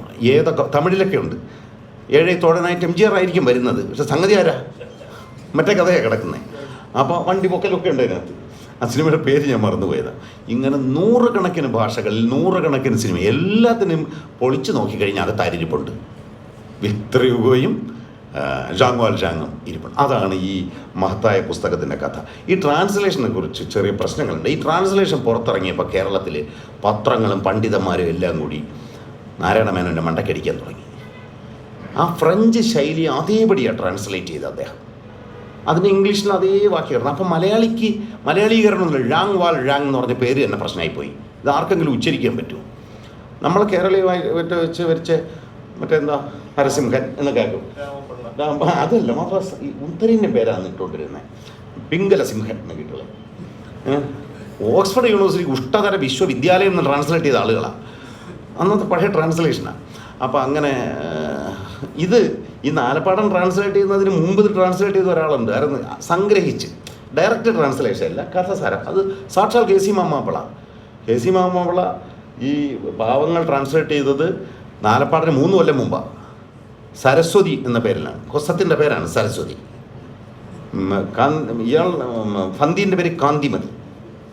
അപ്പം അതിനേക്കാളും വിചിത്രം ജാങ് വാൽ ജാങ്ങിനെ മാമാപ്പിള വിട്ടില്ല, ആസുര കേസരി എന്ന് പേരിട്ട് കളഞ്ഞു. അങ്ങനെ അത് മനോരമ 2 വോളിലായിട്ട് പ്രസിദ്ധീകരിച്ചിട്ടുണ്ട് സരസ്വതി എന്ന പേരിൽ. പക്ഷെ അത് കഥ ചുരുക്കി ട്രാൻസ്ലേറ്റ് ചെയ്തതാണ്. പക്ഷെ ആളുകളെ അത് അറിയിക്കാനുള്ള ഒരു വലിയ വാസന. നമ്മുടെ കേരളീയ അന്തരീക്ഷമാക്കുന്നത് വായനക്കാരെ സഹായിക്കാനാണ്. പക്ഷെ നാലപ്പാടൻ്റെ അതല്ല. ഒരു നഖം പോലും കളയില്ല എന്ന് പറയില്ല ആളുകൾ. ഒന്നും കളയാതെ അതേപടി. അപ്പോൾ ആളുകൾക്ക് പരിചയമില്ലാത്ത വാക്യഘടന, പ്രയോഗങ്ങൾ, ശൈലികളൊക്കെ മലയാളീകരിച്ച് ഒരുപാട് അബദ്ധം അദ്ദേഹത്തിന് പറ്റിയിട്ടുണ്ട്. ചില പുതിയ പ്രയോഗങ്ങളൊക്കെ നടത്തി. ആ പുതിയ പ്രയോഗങ്ങൾ ആളുകൾ ചീത്ത പറഞ്ഞു കൊന്നു. ശൈലീഭംഗം എന്ന് പണ്ഡിതന്മാരെ യാഥാസ്ഥ്യമാർ ചീത്ത പറഞ്ഞു. പക്ഷേ ആ ശൈലീഭംഗങ്ങളെല്ലാം പിന്നീട് മലയാള ശൈലിയായി മാറി. നിങ്ങൾ വായിൽ വെള്ളിക്കരണ്ടിയുമായി ജനിക്കുന്നു എന്ന് പറയാറുണ്ടോ? ജ്യോതി ഒരിക്കലും പറഞ്ഞിട്ടില്ല. സ്വർണ്ണക്കരണ്ടിയായിട്ട് ജനിച്ചു. അത് നാരായണ മേനോൻ്റെ ട്രാൻസ്ലേഷനാണ്. വായിൽ വെള്ളിക്കയിലുമായി ജയിക്കുക എന്ന് മലബാർ രീതിയിൽ എഴുതി, കയ്യിലെന്ന എഴുതിയ നമ്മളതിനെ കരണ്ടിയാക്കി. പിന്നെ മൂക്കുമുട്ട കുടിക്കുക എന്നൊരു പ്രയോഗമില്ലേ, മൂക്കുമുട്ട കുടിച്ചു എന്നെല്ലാവരും പറയുന്നത്. അത് പാവങ്ങളിലൂടെ മലയാളത്തിൽ പ്രചരിച്ച ഒരു ശൈലിയാണ്. പിന്നെ തങ്കലിപികളിൽ എഴുതുമല്ലോ നമ്മൾ എന്തെങ്കിലും ഒരുത്തം മറിഞ്ഞു വീണാലും തങ്കലിപികളിൽ രേഖപ്പെടുത്തേണ്ടതെന്ന് പ്രസംഗിച്ച് കളയും. അപ്പോൾ ആ തങ്കലിപി ആദ്യം പ്രത്യക്ഷപ്പെട്ടത് ഈ പാവങ്ങൾ വിവർത്തനത്തിൽ ആണ്. ഇങ്ങനെ അതിവിചിത്രം പിന്നീട് മലയാളി നിത്യനാണയങ്ങളായി ഉപയോഗിക്കുന്ന എത്രയെങ്കിലും ശൈലി പ്രയോഗങ്ങൾ മലയാളത്തിലേക്ക് കൊണ്ടുവന്നത് ഈ മനുഷ്യനാണ്. ഇത് ഒരു സാധാരണ കുറ്റവാളിയുടെ കഥയാണ് നിങ്ങൾ ഇതുവരെയും കേട്ടത്. ഈ കുറ്റവാളി മനുഷ്യത്വത്തിലേക്ക് ഉണരുന്ന ഒരാളാണ്. അയാൾ മനുഷ്യത്വത്തെ വീണ്ടെടുക്കാനാണ് ശ്രമിച്ചത്. അയാൾ അസാധാരണമായ ഒരു കർമ്മവും ചെയ്തതേയില്ല. അയാൾ ഒരു വിപ്ലവവും നയിച്ചില്ല. ലോകത്തിന് വേണ്ടി ഒരു ദർശനവും എഴുതിയില്ല, ഒരു പുസ്തകവും എഴുതിയില്ല. പുസ്തകം വായിക്കാൻ അറിയാമായിരുന്നു എന്നുള്ളതൊഴികെ മറ്റൊന്നും അയാൾ ചെയ്തില്ല. എന്നാൽ മനുഷ്യത്വമാണ് ചെളിയിൽ കിടക്കുന്ന മനുഷ്യനെ ദുരന്തത്തിലും വേദനയിൽ നിന്ന് ഉയർത്തിയെടുക്കലാണ് രാഷ്ട്രീയത്തിൻ്റെയും സമത്വത്തിൻ്റെയും മാനവ ജീവിതത്തിൻ്റെയും മതത്തിൻ്റെയും എല്ലാം അന്തിമ ലക്ഷ്യം എന്ന് പറഞ്ഞു. ജീവിതത്തിൽ അദ്ദേഹം കത്തോലിക്കനായിരുന്നു. പക്ഷെ ഒരിക്കലും അദ്ദേഹം പള്ളിയിൽ പോകുന്ന പ്രാക്ടീസിങ് കത്തോലിക്കനായിരുന്നില്ല. പള്ളിയുടെ കടുത്ത വിരുദ്ധൻ കൂടിയായിരുന്നു. ഇതിനകത്തൊരൊറ്റ സന്ദർഭം കൂടി പറഞ്ഞ് ഞാനിത് അവസാനിപ്പിക്കാം. അശ്വത്ഥാമാഹത കുഞ്ചര എന്ന് പറഞ്ഞ് നമുക്ക് എല്ലാവർക്കും അറിയാമല്ലോ. യുധിഷ്ഠിരനോട് പറഞ്ഞ് യുദ്ധം ജയിക്കണമെങ്കിൽ അശ്വത്ഥാമാവ് മരിച്ചു എന്ന് ദ്രോണനോട് പറയണം, അദ്ദേഹം തളരും. അപ്പോൾ സത്യം മാത്രമേ പറയൂ. ഒരു കള്ളവും പറഞ്ഞിട്ടില്ല യുധിഷ്ഠിരനെ പറഞ്ഞു. അപ്പോൾ യുധിഷ്ഠിരൻ പോയി കള്ളം പറയാൻ തയ്യാറായി. പക്ഷെ അപ്പോഴും ആ മനസാക്ഷിയെ ഒറ്റുകൊടുക്കാൻ വയ്യാത്തത് കൊണ്ട് അശ്വത്ഥാമാഹത കുഞ്ചര എന്നുകൂടി പറയാം. ആനയാണ് എന്ന് തനിക്ക് കേൾക്കാൻ വേണ്ടി മാത്രം പറഞ്ഞു. ഞാൻ കള്ളം പറഞ്ഞില്ല. പണ്ടൊരു കഥകളി നടൻ പറഞ്ഞ പോലെ സായിപ്പന്മാർക്ക് വേണ്ടി മുമ്പ് കളിച്ചു, വിശദമായിട്ടും കളിച്ചു. അപ്പോൾ ചോദിച്ചു, എന്തിനാ ഈ ഇത് അറിഞ്ഞുകൂടാത്ത സായിപ്പിൻ്റെ മുമ്പ് ഇത്രയും കളിക്കുന്നതെന്ന്. അപ്പോൾ കഥകളി നടൻ പറഞ്ഞു, ആട്ടവിളക്ക് ഉണ്ടായിരുന്നില്ലേ, ആട്ടവിളക്കത് കാണുന്നുണ്ടല്ലോ ഈ കള്ളം കാണിച്ചാലെന്ന് പറഞ്ഞു. അപ്പോൾ അതുപോലെ സിസ്റ്റർ സിംപ്ലി എന്ന് പറഞ്ഞ സിസ്റ്ററുണ്ട്. കൊസത്തിൻ്റെ അമ്മ ഫന്തീൻ കിടക്കുന്ന ആശുപത്രിയിൽ. സിംപ്ലീൻ്റെ പ്രത്യേകത പാരീസിൽ മുഴുവൻ അവരറിയാം. പരമകാരുണികയാണ്. ഒരു കള്ളവും ജീവിതത്തിൽ പറഞ്ഞിട്ടില്ല. അവസാനം കോടതിയിൽ നിന്ന് പോലീസിൽ നിന്ന് മുങ്ങി അവസാന നിമിഷത്തിൽ ഫന്തീനെ കാണാനായിട്ട് വന്ന് മദലിയൻ ഇങ്ങനെ നിൽക്കുമ്പോൾ സിംപ്ലീനുണ്ട് മുറിയിൽ. ആ സമയത്ത് പോലീസ് കയറി വന്നു. സിംപ്ലീനെ അയാളെ മറച്ചു നിർത്തി. ജാവേർ വന്ന് ചോദിച്ചു, ഇയാൾ ഇവിടെ വന്നോ? ഇയാൾ ഈ മുറിയിൽ വരുമെന്നറിയാം. അയാൾ ആരെങ്കിലും ഒളിച്ചു വയ്ക്കുന്നു, വലിയ കുറ്റകൃത്യമാണെന്ന് പറഞ്ഞു. അപ്പോൾ സിംപ്ലീൻ കള്ളം പറയുന്നില്ല. അപ്പോൾ സിംപ്ലീൻ പറഞ്ഞു, ഈ മുറിയിൽ അയാളെ രക്ഷിക്കാൻ ഞാൻ മാത്രമേ ഉള്ളൂ. മനസ്സിലായില്ലേ? വേറെ ആരും ഇല്ല ഈ മുറിയിൽ നിന്നാണ് ജാവേർ മനസ്സിലാക്കിയത്. ഈ മുറിയിൽ കള്ളം പറഞ്ഞതേ ഇല്ല. ഈ മുറിയിൽ അയാളെ രക്ഷിക്കാൻ ഞാൻ മാത്രമേ ഉള്ളൂ.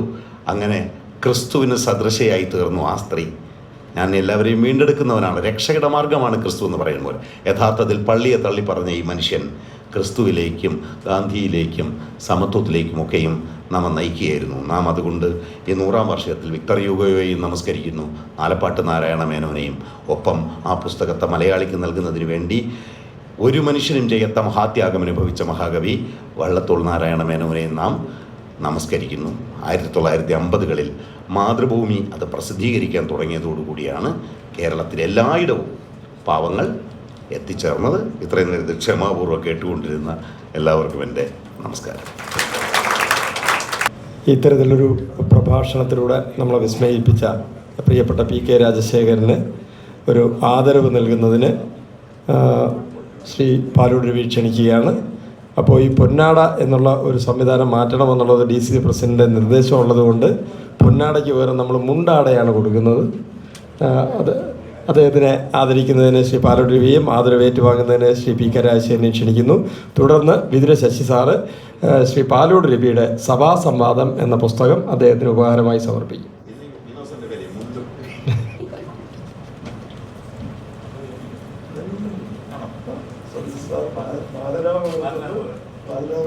ഇതാണ് മനുഷ്യന് പ്രയോജനമുള്ളത്. മറ്റേ പലക മാത്രം ഒരു കാര്യം.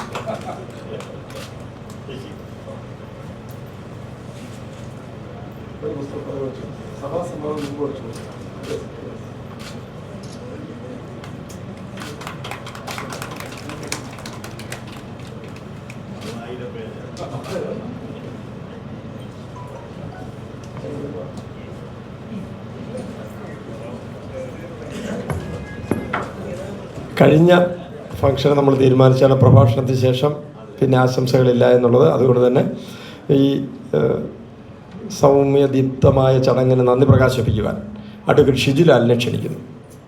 ഈ പരിപാടിയിൽ പങ്കെടുത്ത വിശിഷ്ട വ്യക്തികൾ, ഇവിടെ ഉദ്ഘാടനം നിർവഹിച്ച ശ്രീ PK രാജശേഖരൻ സാർ, അധ്യക്ഷത വഹിച്ച ശ്രീ പാലോട് രവി അവർ ഉൾപ്പെടെ എല്ലാവർക്കും കൃതജ്ഞത ഒറ്റ വാക്കിൽ രേഖപ്പെടുത്തിക്കൊള്ളുന്നു. നന്ദി, നമസ്കാരം. പാവങ്ങൾ വിവർത്തനത്തിൻ്റെ 100-ാം വാർഷിക ആഘോഷ ചടങ്ങ് അവസാനിച്ചതായി അറിയിക്കും.